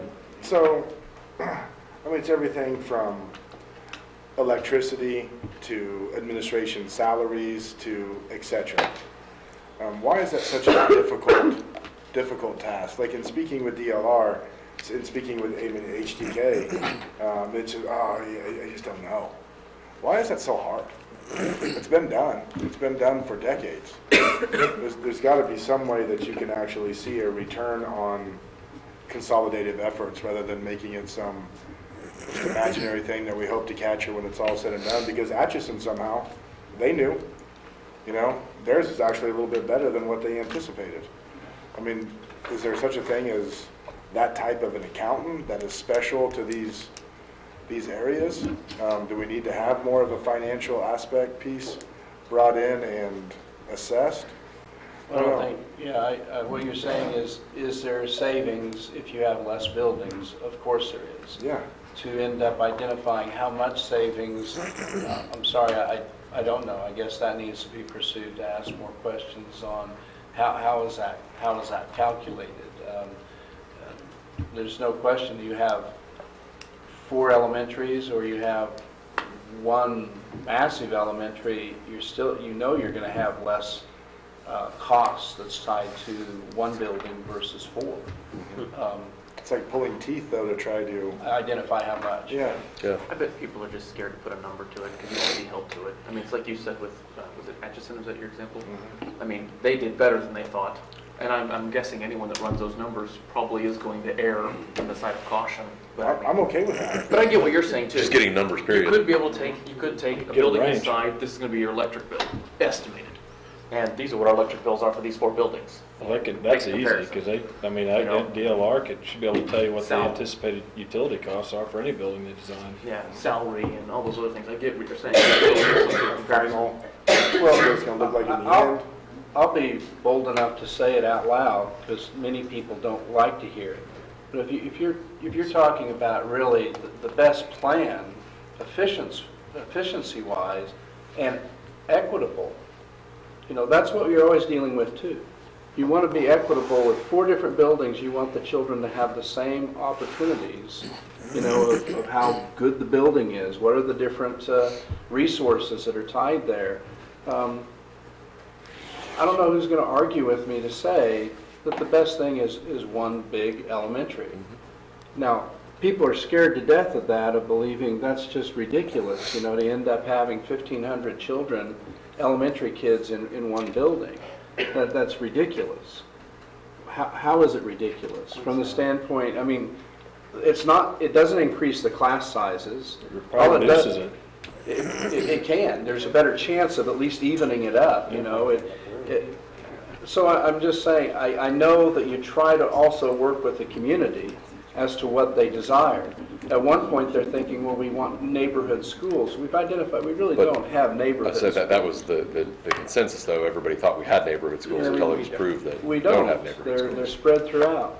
But I still think you'd have a great challenge to convince this community that one elementary. Now, if this community could get behind one elementary school, you talk about equity be taken care of, you'd take care of, my gosh, you'd have half of the students in the school district would be tended to for all these years in the, I mean, you one clean sweep, you've taken care of a tremendous load of what's needed to be done.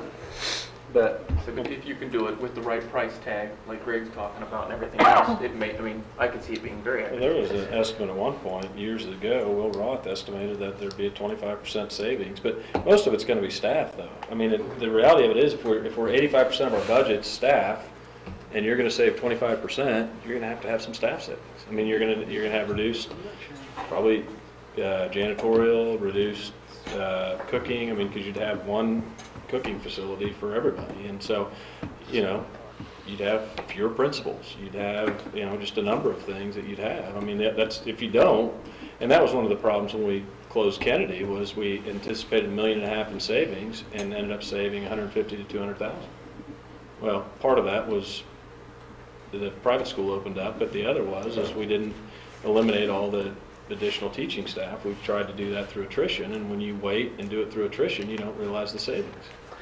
And I'm not totally convinced on the staffing side. I visited a school with 3,000 middle school kids, one of several in the district, and they had 6 or 7 assistant principals, because you start dealing with that much. But we wouldn't be that big, though. I mean, we're what? How many kids do we have total? in the elementary is 15, around 15. Oh, there's 3,000 in our district. Yeah. 3,000 total in our But if district. you're talking You know, just have a third, elementary, a third. you're talking one building. Hmm. If you're talking just elementary though, that'd be, I mean, we're talking like one, that would be one building. That'd be, About 1,500. But your physical plant is going to be a big You're saving. looking at 1,500 elementary school kids. Now, my intent was not to really go on a different track here. I just was saying that if you're talking about really opening it up to free thinking as to what do you want for Hayes, Kansas? And this isn't a new idea because I understand that, 3 years ago it was brought up. But I thought it was shot down pretty hard 3 years ago too. So we'll think more on it, and if that's all right, Lance, bring it up in January Sure. then? Okay. Very good. Any other questions on that? Okay. Moving on to the next item, which is the Hayes High School Curriculum Guide revisions. I think Marty is here.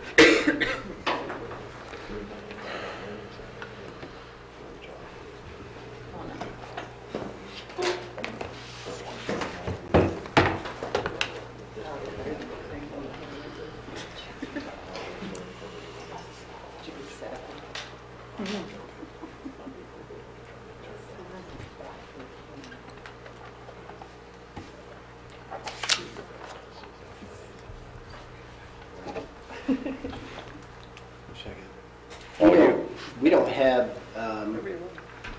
significant changes, but I'll point out those that are a little more substantive than others. On the first page of the changes for the course guide for 2018-19, the one that's referred to on page 12, Career and Tech Ed, we are going to add another pathway, and we'll be able to do this with really very minimal additional classes to be taught. We'll take advantage of the Helping Hands program that we already have in place, and we should be able to get some funding by doing this too. And we really hope that with more attention and just improving of the facilities and the good PR that we've received because of the coffee shop, we don't do car detailing over there anymore. We're more into that service industry, culinary arts service industry with Helping Hands, and it really fits well in the hospitality and tourism career cluster. I want to give kudos to Michelle Thacker to really doing her homework on seeing this through. So that's a significant improvement for our kids and really for our district because of the funding that may come with Carl Perkins programs there as well. I'd like to go further down to where it says business. Our kids, we are going to really encourage our kids to take the MOS, which is a Microsoft Office Specialist Certification Exam. That's one of the processes for that KISA. So we get kids that are truly qualified to do jobs leading our building, not necessarily needing any other training, although certainly prepared for additional training. On the next page, it was just really the referral again. The human services will be called Family Consumer Science, and again, Helping Hands fits under that career cluster. We are taking away car care.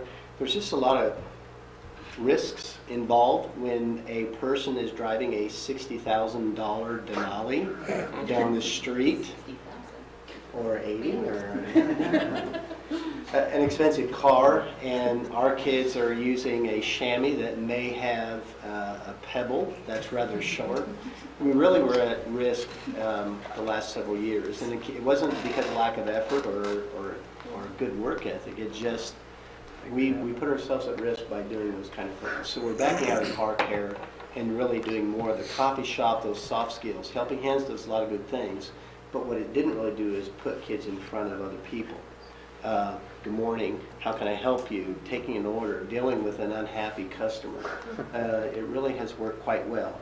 The only problem, there's a lot of problems with it, but we won't go there. It's been a very, very positive thing for our kids and teachers in school. Allied Health over at NCK, if we go down to social science, does not offer psychology within our Allied Health program anymore. We used to be able to do that for some concurrent credit with them, but we weren't doing that. Current issues is also highlighted in red there because current issues historically has been a 9 through 12 class, and it has become very, very apparent that we can do our kids greater justice in having more age appropriate and more a higher rigor with juniors and seniors and with freshmen, sophomore. That doesn't mean that a freshman couldn't be in that junior senior class. I think of a couple right now that absolutely should be in the junior senior class. But as a whole, the freshman sophomore are a more like cohort and certainly can enter into more appropriate engagement. And really, we can cater that instruction that way. Under technology communications in that same area, Tribe Radio Productions. Years ago, we had a radio, it was radio and TV is what it was called, and we really, because of staffing, when we cut back as our enrollment was going down, we really had to sacrifice some things. But we had a couple young men that really had a great interest in doing the digital radio, the internet radio. And it really is very affordable. It's you can probably do it from your own basement if you want to. We don't plan to have ours run from the basement, but it's a nice addition, a nice skill for our kids to take on.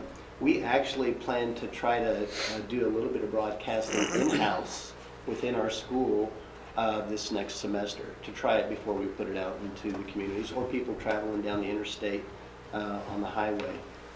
Just very impressed at the thought these two young men, probably will bring them in to let them talk to you a little bit more, because it was really cool that they did the research and they took it upon themselves to initiate a meeting with us to say, we want to do this and here's how and here are the costs, and that's a very important skill for them as well. Overall, not major changes. You'll see Mandarin Chinese being taken out of the course guide. We've been hanging on to that, just hoping that a huge pile full of money would come through, and licensure of teachers is a real challenge there. But hopefully sometime in my time, we'll come back with Mandarin Chinese again.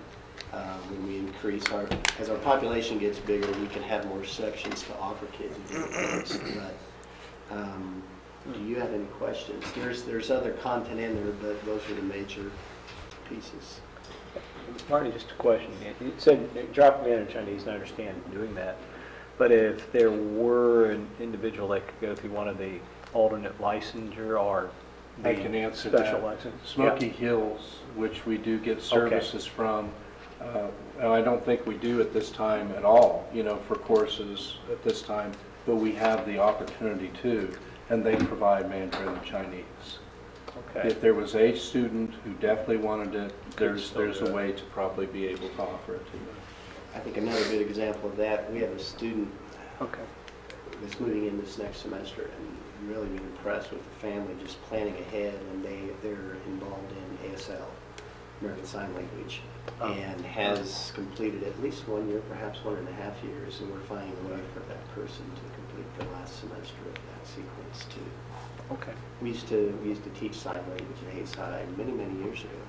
You probably remember doing it. That was a while ago, but Well, Bill and I remember what we only went to do. Yeah, we did that. Probably a nice break from the slates and chalk. I apologize. I didn't see it. I was looking at me when he said it. I was just looking away from Bill. Thank you. Are there any other questions?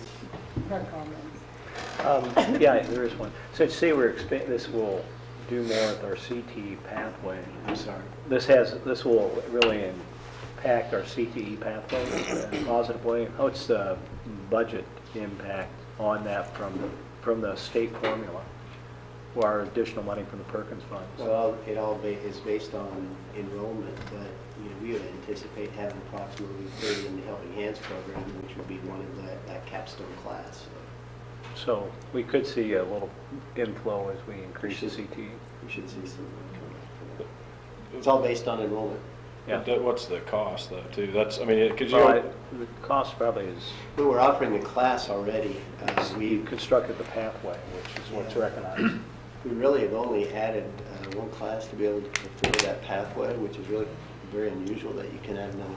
We've been doing this. We talked about this for a long time. We just really kind of got after it with the state and started asking why can't we and those kind of things. And our kitchen, we I don't know if you've been over there this year, but we really tore the heck out of that. It really is a very nice facility now, just across the walkway. So not a lot, Greg. We really, you know, if they need a new freezer, they buy it, and they have to buy it with their profits. If they have they bought a convection oven last year. And I don't want to just go at the negative, but I always, you know, it's easy to say, well, we got this much more money.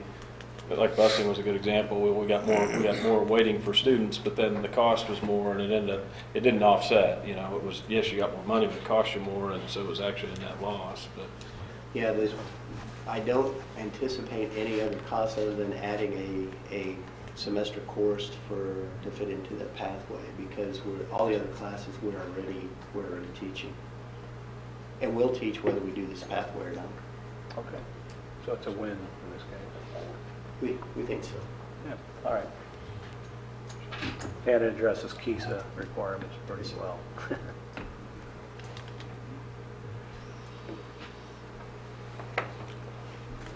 Thank you. Thank you. Thank you.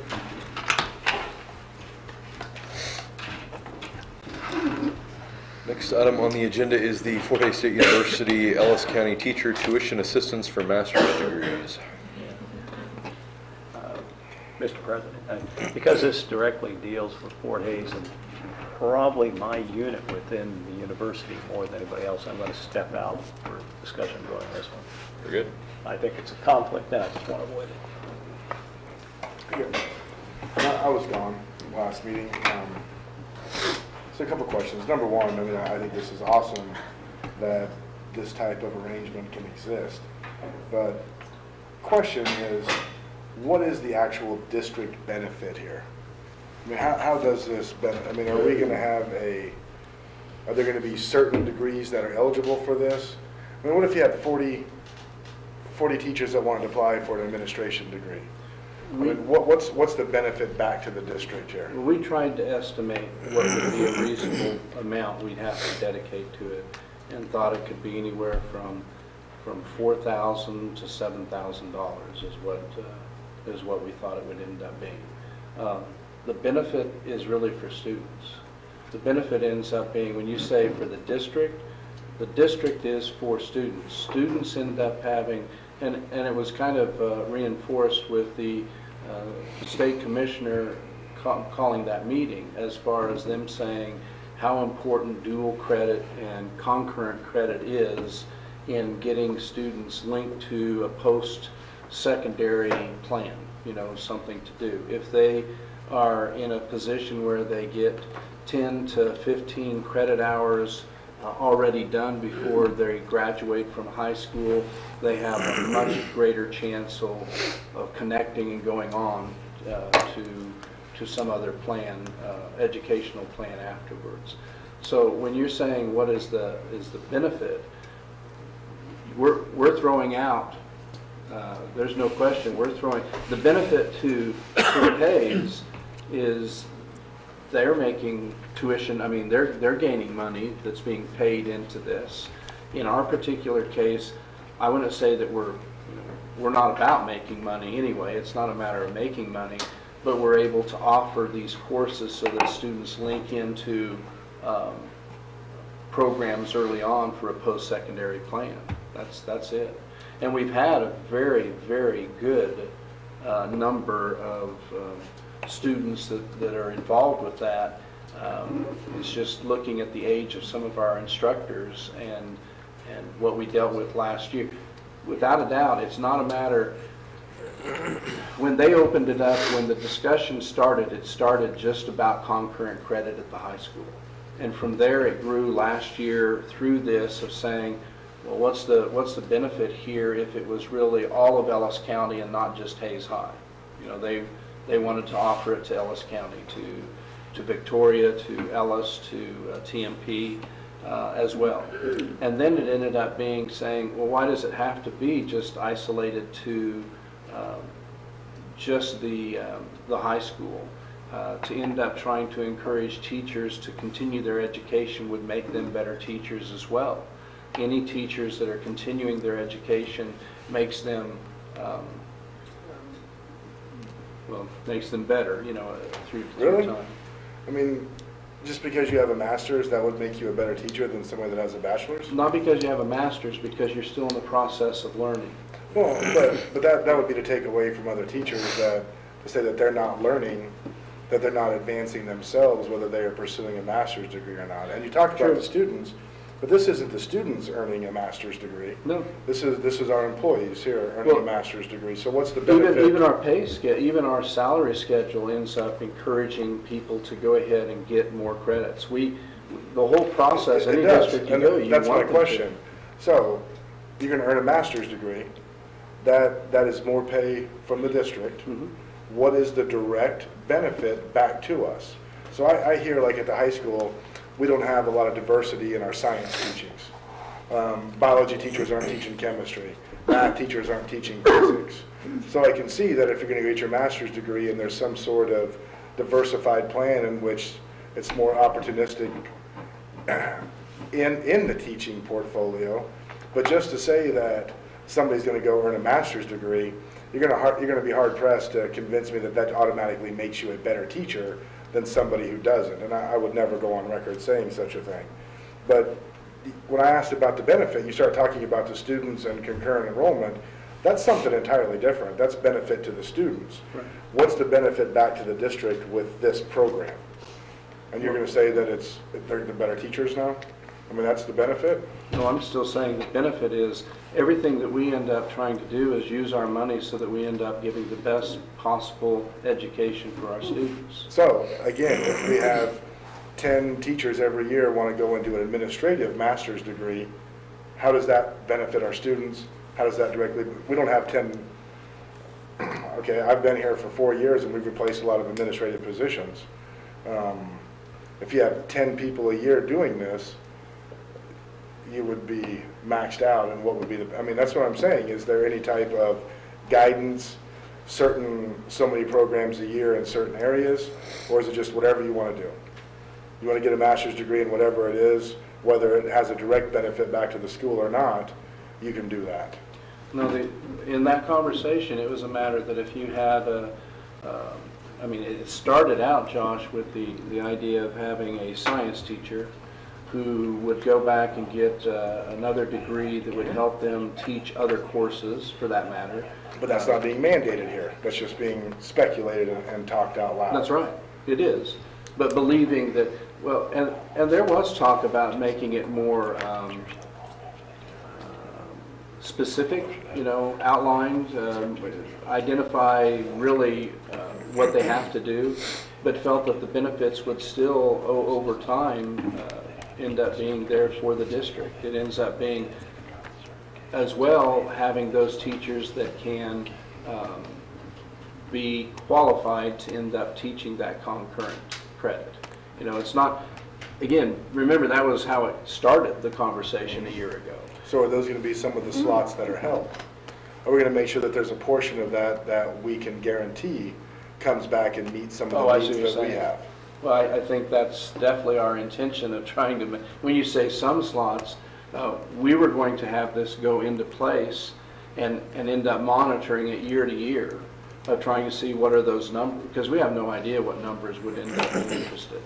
I'll tell you, John, there's a need, special ed is a high need area. Yes. We hire at least 10 teachers. We have 10 at least right now on waiver. It means we try to find good people, good teachers. They might not have a special ed background, so they go through the education. And sometimes when you are hiring, if they see some incentive, it's easier to get them on board. Yes. So that could be a plan up there. But that's a direct need, though. Yeah. So see, I fully support this. I just don't like the open-endedness of it. Yeah. I know, I follow you. I like to have some. But I also think that if you put this together, I think it's easier to then, after 1 year or 2 years, have to tighten her down than to end up starting out with it just as tight as because I'd like to see what the interest is at this point. My concern on it is right now, as far as if we're talking about concurrent classes, we already pay teachers based on the salary schedule. If you've gotten the advanced education, you already get rewarded for that by additional pay, or provided there's enough money to do the advancement. now you're going to pay them to get that. So, you know, most places they'll either have a payment up front where they'll pay you to get the extra education, or they'll reimburse you on the back end, but not both. So we would be doing both. But then if you get concurrent classes, then you get paid extra for doing that too. So you'd actually get rewarded by the college. Well, no, by us, because the college pays us, but we then give it to them. Right. And so, to me, you know, then what's the other side? Do we have, I mean, I think if you're going to start doing something like this, what if they did all this, they get their master's, and then they leave and go somewhere else?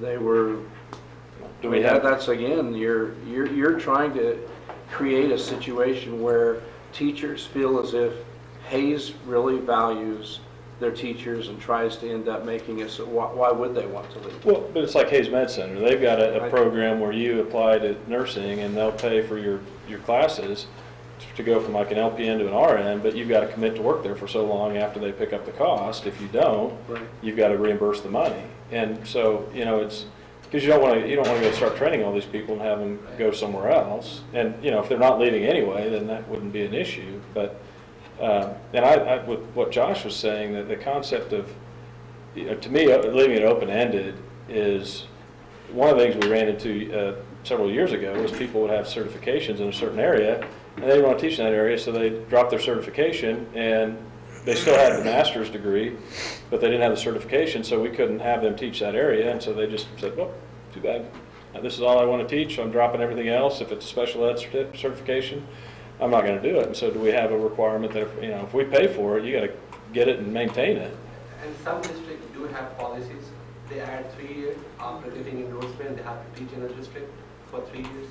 So if they leave before, then they have to pay back all the tuition for this. I mean, I'm not totally against it. I just think there's a number of questions there that we're throwing more money at it. But, you know, and then also for those teachers currently that are getting concurrent credit, they get a set percentage and they pay for their own education. These people are going to get, so they're going to pay for essentially a third of their education, and they're going to get the exact same amount. Is that fair? Yeah. It'll get brought up. It's all good question. Okay, which group? Those teachers at Hayes High now that are teaching concurrent, they get whatever the percentage is they get of the money from Fort Hayes. If you get a new teacher that we pay for 1/3 and the Fort Hayes paid for 1/3 of their new education to get to that level to teach that same concurrent class, they're going to get the exact same amount as the current teacher. Sure. But, Sure, well, but they only paid for 1/3 of it themselves. Well, fairness ends up being just a matter of anything that changes over time as far as what's fair. I mean, you can say, I understand what you're 5 years saying, ago, that's not fair because that wasn't offered to me at that time. What problems do we create for ourselves in the next round of negotiations on these issues by not thinking these things through first? I really believe that this is all a win on this. I mean, you end up having a college that's providing part of the money. You end up having us that is as well. You end up, the meeting that I had last week would indicate that other districts were very interested in that as well. I may hear what you're saying, but I really do not see that that ends up being such that it scares you from trying it, you know, going into this at the beginning. Is this a 1-year thing, or? It's year to year, yeah. Actually, it's not even year to year. It ends up, you just have to give notice, what was that? 60. It identified that as far as how. Well, I love the idea of the assistance and promoting 60 days. 60 days. Promoting the advanced education. I don't like the open-endedness of it.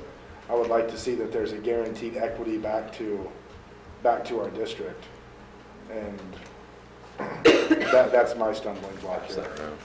It'd be nice to have, like what you were saying, Josh, something that said that we identify, here's the need areas, these 5 subjects or whatever it is, and then, you know, we'll pay to promote people to go out into those 5 subject areas. If it's special ed or whatever it is, I mean, I could see spending extra money to go recruit, to go, you know.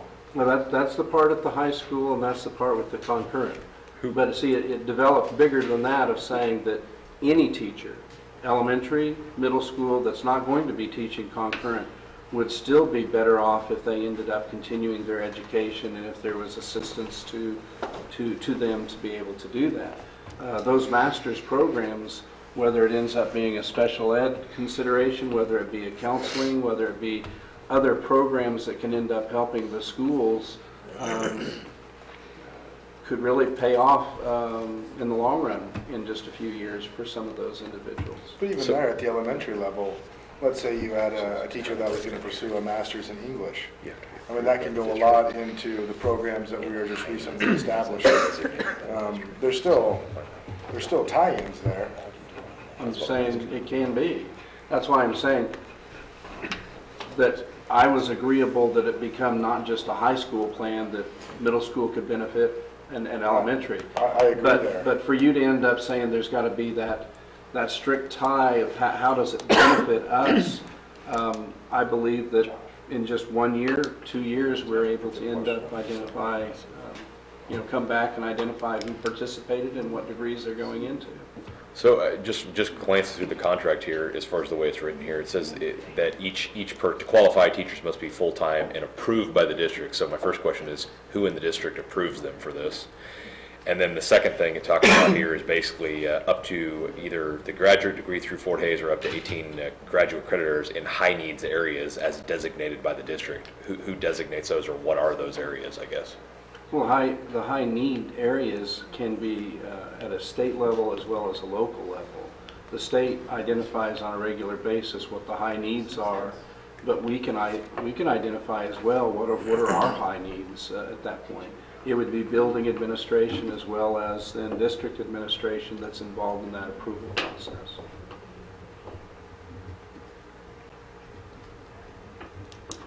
Because out of curiosity's sake, like, how many teachers do we have right now that have a master's in administration? In administration? Mm-hmm. I don't know that. I don't know. I haven't ever even looked to see. And you're thinking that that'll be an area that many would be interested in? Well, I'm just curious. I don't know.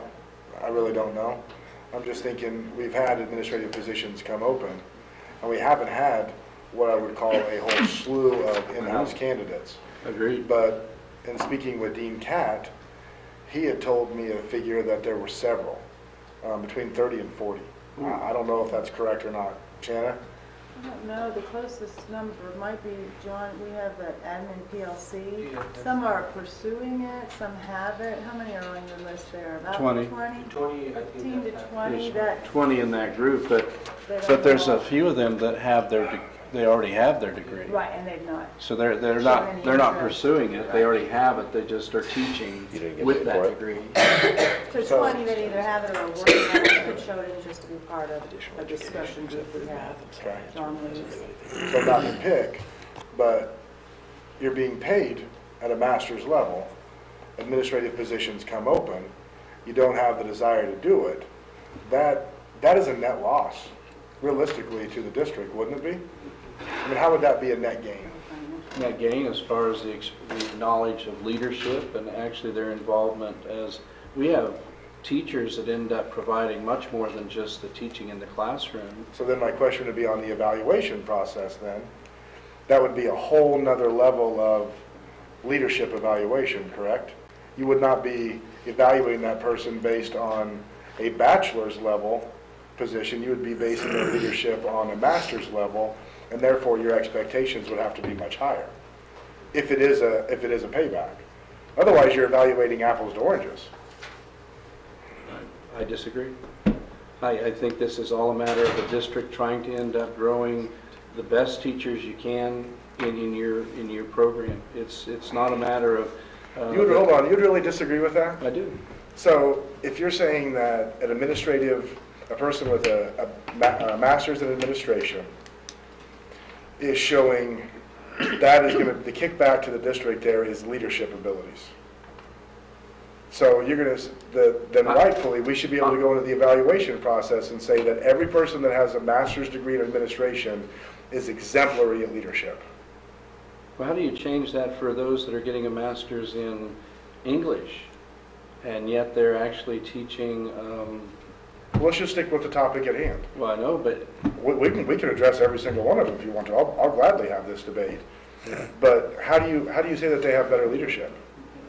I said they have the opportunity to, I mean, you said So that's that. the kickback. You said that's the benefit back to the district. It can be. How do you know? You don't know.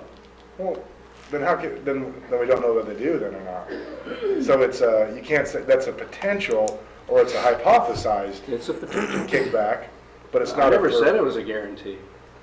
Okay. This isn't based upon, it's not based upon a guarantee as far as saying the kickback to the school district, other than that you Well, if you're are going to pay actually- for something, if you're going to openly pay for something and you want the promotion of that individual, shouldn't there be you a have, benefit back to the district? If there's not, the that was a waste of potential money. is the benefit back is greater than not doing it at all. I definitely agree with that. So then somebody that has a master's level in administration is naturally would have higher leadership characteristics than somebody that has a bachelor's degree in elementary education? Well, there's more potential for that because they have experience that the other does not. Leadership is more of a personality reflection, though. I mean, I would still say that. So you can take as many years of teaching or as many years of college as you want, but at some point in time, the personality is going to win out in that nature. Either you are a leader, or you can enhance your leadership abilities. But I don't think just because somebody has a master's degree makes them better at leadership than somebody who is devoid that. Definitely in those other courses gives them qualification that they can teach concurrent courses. Or, yeah, if you get a master's degree in English, that's above and beyond in a very specific area. That is English. You should know the finer ins and outs of English more than somebody that just has a bachelor's degree in English. Or You science, should. or math. Yeah, Or, okay. those are very specific. Leadership, more of a trait-based. Okay, but you're taking one specific master's program to end up identifying. But I'm showing you where the problems lie. By leaving it open-ended, There's always, then you have no way of measuring what your benefit back to the district is.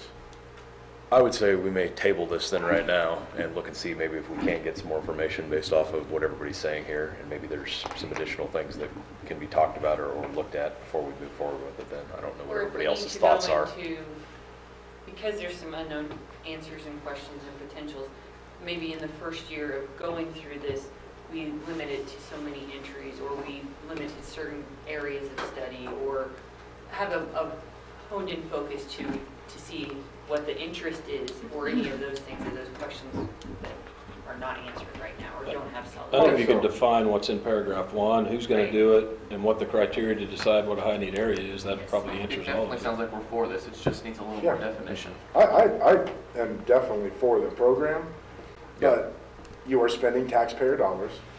You have a responsibility to make sure that you are maximizing whatever you're spending. I love this opportunity, I do. I don't like the, One thing that I observe in what I do is I interview a lot of high school or college students, and when they're to the point in their career where they're deciding whether to go out and get a job or to go on for, a master's degree or PhD or DBM or whatever it's going to be, the question I always ask them is, what is your end goal?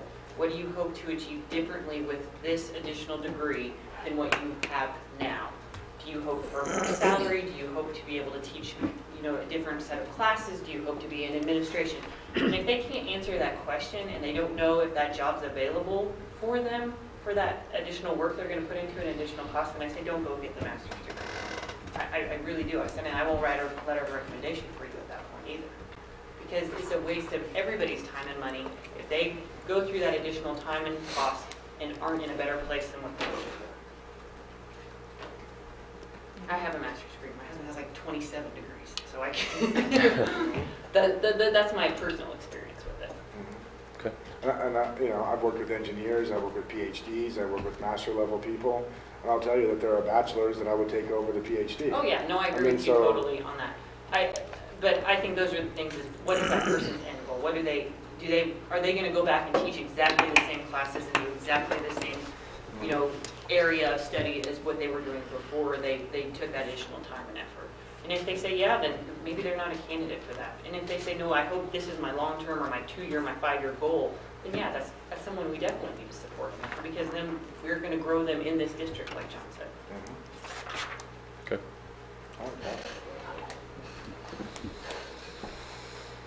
Did we get Paul? Yeah.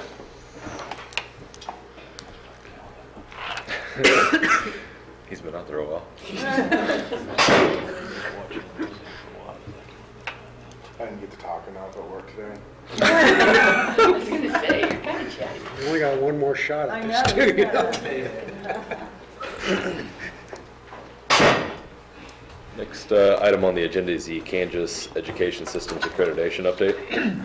Yeah, well, we had talked about using the first meeting in the month, kind of the work session, as to review what's coming up with the PISA. Last time we looked at an overview. This time I thought we'd watch a short clip on kindergarten readiness. We did set a date for kindergarten roundup, so I thought that this might be the best one to look at. So you might need a stretch break, and I hurt my feelings if you do that while I hit play. I think it's about 6 minutes. We did, though, as I mentioned, we will be doing kindergarten roundup March 1st in the Hayes High cafeteria, starting at 6:30. March 1st? March 1st, it's a Thursday. And so anyone who has a child who will be an incoming kindergarten class of 2031 is asked to call, I know, kind of scary, asked to call the district office and contact Sarah to get on a master list so that we have contact information just to get them information about the roundup. Huh? I do.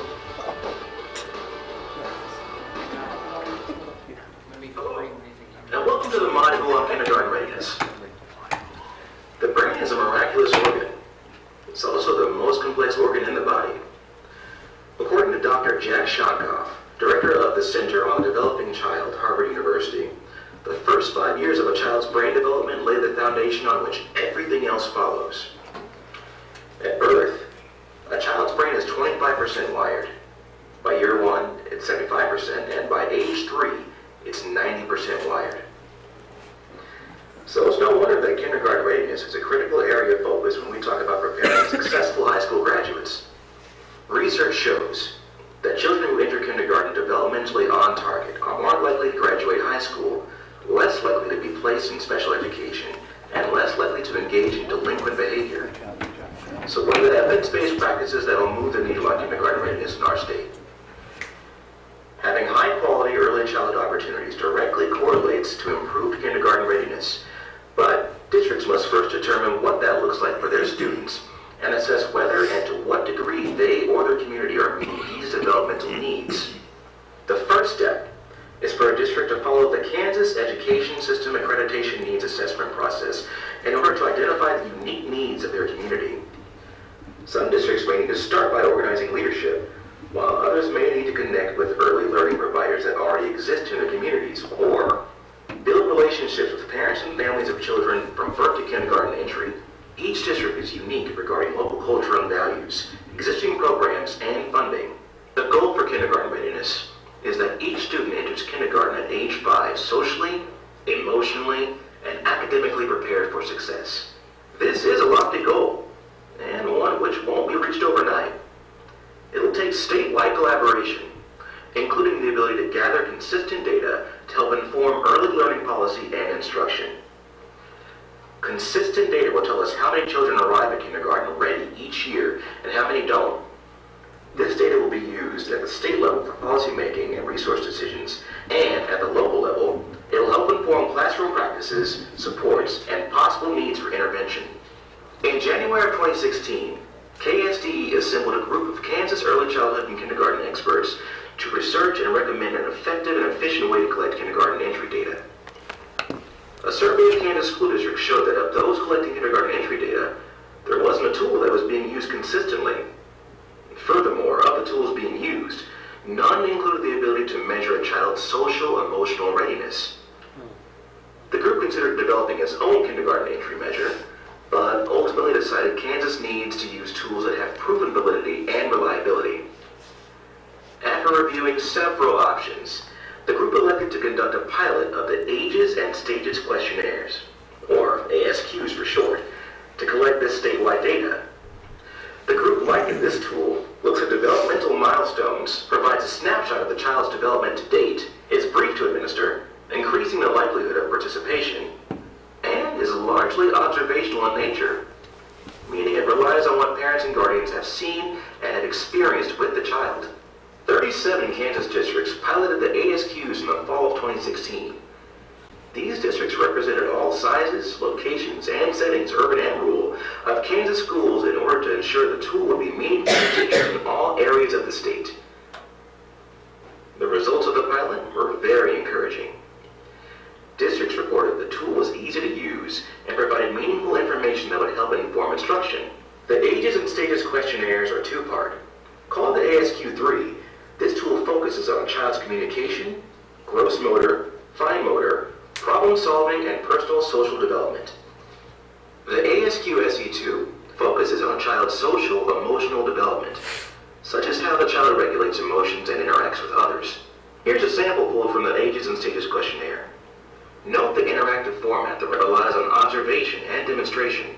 Combined, these questionnaires provide parents and teachers a comprehensive snapshot of the child's developmental progress at that moment in time. This helps to better meet that child's needs on the first day of kindergarten. To learn more about Ages and Stages questionnaires, please visit www.agesandstages.com. Using the Ages and Stages questionnaires, the first statewide kindergarten data collection will take place in the fall of 2018. As with any new initiative, we know the first question is always, how are we going to pay for this? The Kansas State Department of Education will provide all materials and online access to districts at no cost. Additionally, training will be provided for key staff members in every district, along with ongoing coaching support and technical assistance. Bottom line, your kindergarten teachers will have everything they need to effectively use this tool. To learn more about kindergarten readiness, visit the KSDE website at www.ksde.org. There you'll find fact sheets, timelines, factoid postcards, videos, and many other resources to support early learning. And while you're there, check out the new Kansas Full Day Kindergarten Guide.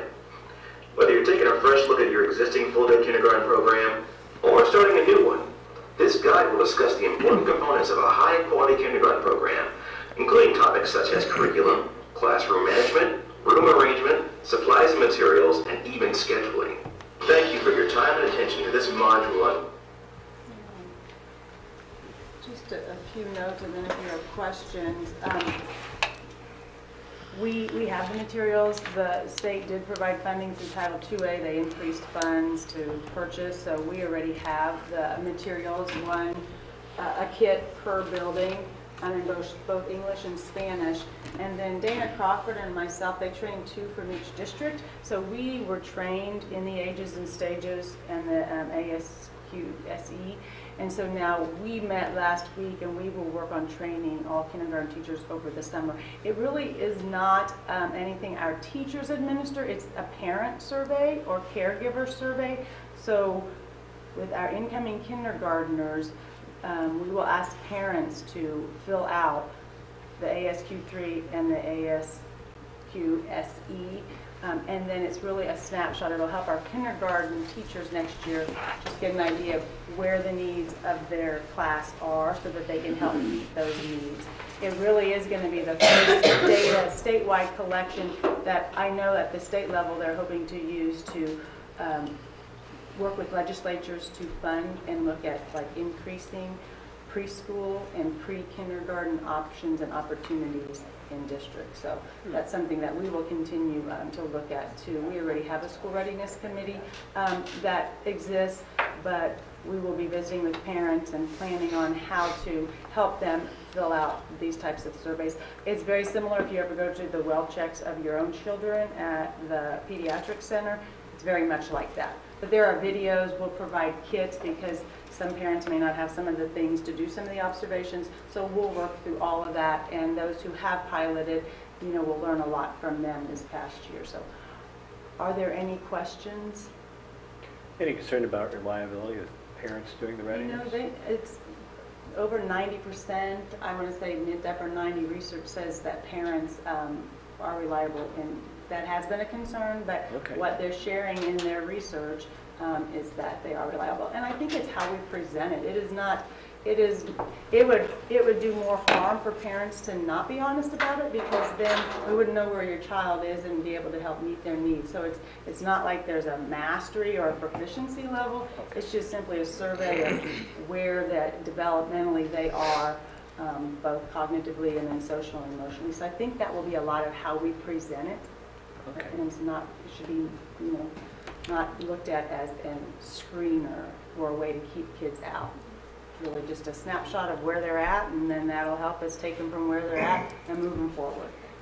Okay. And there's nothing that goes along, accompanies it saying, well, your child should be here. I mean, it's just all just open. Right, it is. Open and honest. And it's supposed to be. And at Kindergarten Roundup, we will probably share some learning activities they could do just to help their children developmentally, progress. But again, there's no proficiency level. There's no score that they need to get.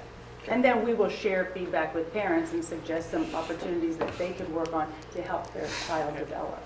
Okay, that was my second is, you get that survey back and you notice that there are deficiencies. Do you start to work on that right away, or at least volunteer that? Yes, and you can retest. There's some different processes we'll work through. So. And that's why you can do your MDSS.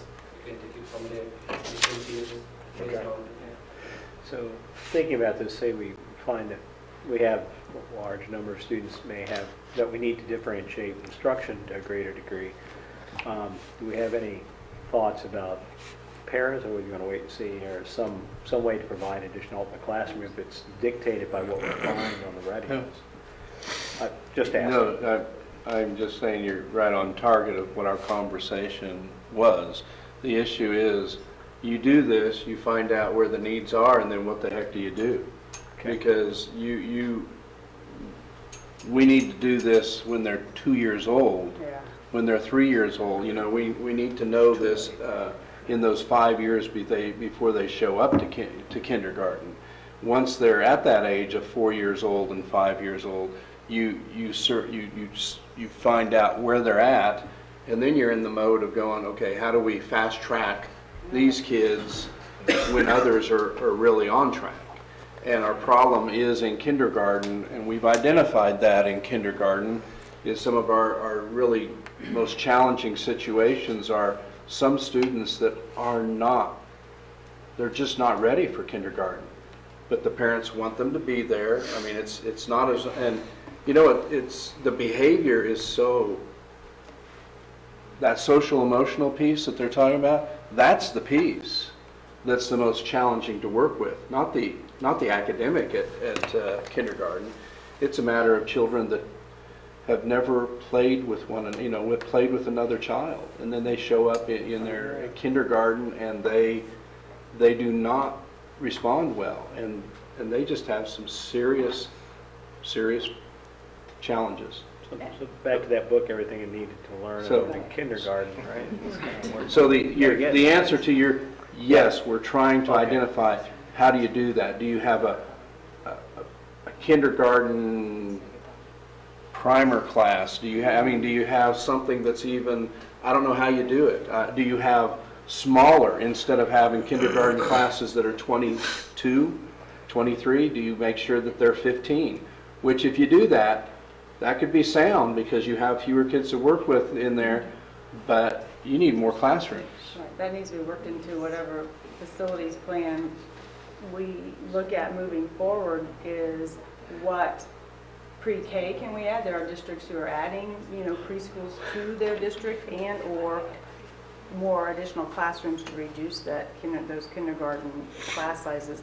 We have talked about, even if we wanted to add kind of a transitional kindergarten, we don't have the facilities right now. So then do we look at adding a few more aides and paras, which can really make a difference when you're looking at meeting needs of children. So those are all things that we are talking about now, knowing the needs, but that's why it's so exciting to actually do the surveys and have the data to help justify and make those decisions. Our kindergarten teachers last year did a study group over the summer and studied the book about what development is appropriate.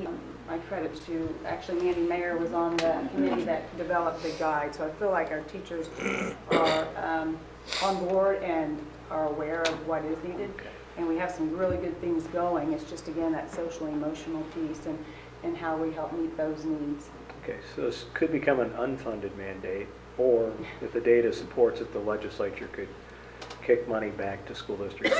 I'm trying to see, it looks like it could go either way. Well, that's a big reason why we are funded for full-day kindergarten now, these types of initiatives and through the state's leadership. And so they want to have the data statewide to go to legislators and say, we need to put more money in community preschools. We need to really help birth the kindergarten is where the direction they're going with this. All right. Could we, before we look at adding our own preschool or additional, I know that's not what you're saying, but before we did that, could we go out to the existing preschools and tell them that, hey, here's what we need, and if you'll go out and do these things and meet our level, we'll give you a special accreditation that says, hey, these are preferred, and they help. And instead of going out and competing with taxpayers in their line of work, that we would actually go get them so they can continue to pay taxes, which helps pay for what we do. Right. And there are some districts adding a preschool. We already have a connections. We have Hayes Area Children's Center. But I'm just saying. So we have a school readiness. What you're talking about is getting the preschool caregivers now to the table to have these dialogues. And so we have a start to that. We need to invite all of them and grow that. But yes, those are the types of conversations that the new accreditation process helps us lead, and that's the growth we want to see. So exactly, we have some great pre-K providers in town. We all need to get on board with what are the early learning and if they won't, they may not get there, and they may not do as asked, and then maybe then we do have to compete with them. But to invite them, I think everyone, when we all know better, we do better. So it's just a matter of having that conversation and letting them know what the survey's saying and what we're seeing. We do, when kindergartners enroll, we try to get an idea of where they're coming from. Were they part of the connections? Were they home-based? Where were they? Just to see if there are any trends. So we started that last year. So just looking at the data, I think will help us. So we're a year out before we really begin to make some decisions. We'll see what this fall brings with the data coming back. Yeah. Okay. And I would compare much of, I don't know if it was 10 years ago, the big push of saying third grade, they need to be able to read, children, if they're not reading well by third grade, they're going to be in trouble for the rest of the, K through 12 experience. I think this is a push now of focusing on kindergarten readiness, of saying that's much the same of what they're trying to push, which I agree. It's still a matter of, okay, you identified them, what do you do? How do you help them? How do you help those students that are not reading well when they're third grade, so that you still may be able to make sure that they're successful? How do you end up helping those kindergartners? What a horrible situation to be in a mode where you're already identifying and saying, well, this child's not going to be successful because they're not ready for kindergarten. This child's not going to be successful because they're not reading well when they're in third grade. It's just the challenge of how do you funnel money into it, because it always boils down to money, of how do you end up providing more service or more help for those particular students that they get more help and jump ahead if they can. Maybe change that conversation. What do we have to do to make this child, to help this child be successful? And what community resources are available to help as well, because we don't have to do it all on our own. Those are partnerships. We have some great things going in the community, and they do meet as a group. So. I'm not going to sign anything. Okay. Thanks. Thank you for the information. Appreciate it. We'll just keep chipping away at them. Yeah, that's good. Very good. Thank you, Shannon. Thank you. Next item on the agenda is the classified handbook. We reviewed specifically the changes 2 weeks ago. Mainly, it's just updating, excuse me, the language to include what was approved in the H&EA and the SEIU agreements, and making some language changes and updates. So, if you have any questions, I'm willing to answer them. And once you guys approve it, then we will take it to all the classified staff and have them acknowledge that they've read off on it, signed off on it. If not, I would entertain a motion to approve that. Second the motion. I thought somebody said, I'll make the motion. Okay. I'll make the motion. Been motioned by Board Member Adams. I thought somebody said it. We have a second. I'll second it. Seconded by Board Member Fox. We'll open it up for discussion, though. Yeah, that's right. Seeing none, I'll call for the vote. All those in favor, please say aye. Aye. Opposed? Motion passes 7-0. Next item on the agenda is discussion by board members and agenda requests. See, the 18th, we have a meeting, and there is a winter concert that night. Anybody else in high school age kids would have to worry about that night? Winter concert? But not in concert. Huh? But not in concert. No. Okay. So, yes to your first part, no to your second part. Yeah, shucks. I was hoping there'd be more than me. All right, and I will be late or not present. I'm not sure which one. Very good. Since we're talking about those generations, my generations are in it now, so don't want to miss them. Okay. We appoint 2 members to the Hayes Rec Board, and I was just curious when those are up and who's on there from us. Tom Albert's just renewed this year, and if you give me just a minute, I can find the other one for you. I think Jeff Briggs is probably the other one. Yes. But I don't know when. You could just, it doesn't, I don't need to know now, but just if you could email me or something, please. John, do we want to exec session? That would be, I don't know. We talked about that Okay. earlier, and it was like, Okay. maybe, no. Okay, I just wanted to make sure, so. Does anybody else want to? Sorry, we were still talking about the Monday night. Exec session. Oh, I don't have any reason. Nope. Just for fun? Nope, not for me. All lang syne. Okay. Anybody else? Okay, meeting's adjourned. The 18th does start at 6. Say that again. We do have a reception Oh, for Danielle and Josh at 6 o'clock. Next Monday, yeah, that's next Monday. Next week. So get here about 6 You will get o'clock. your agendas tomorrow. Next Monday, together, 18th. Board members, that, but I can't- board members, Started at 6. Do you hear that? I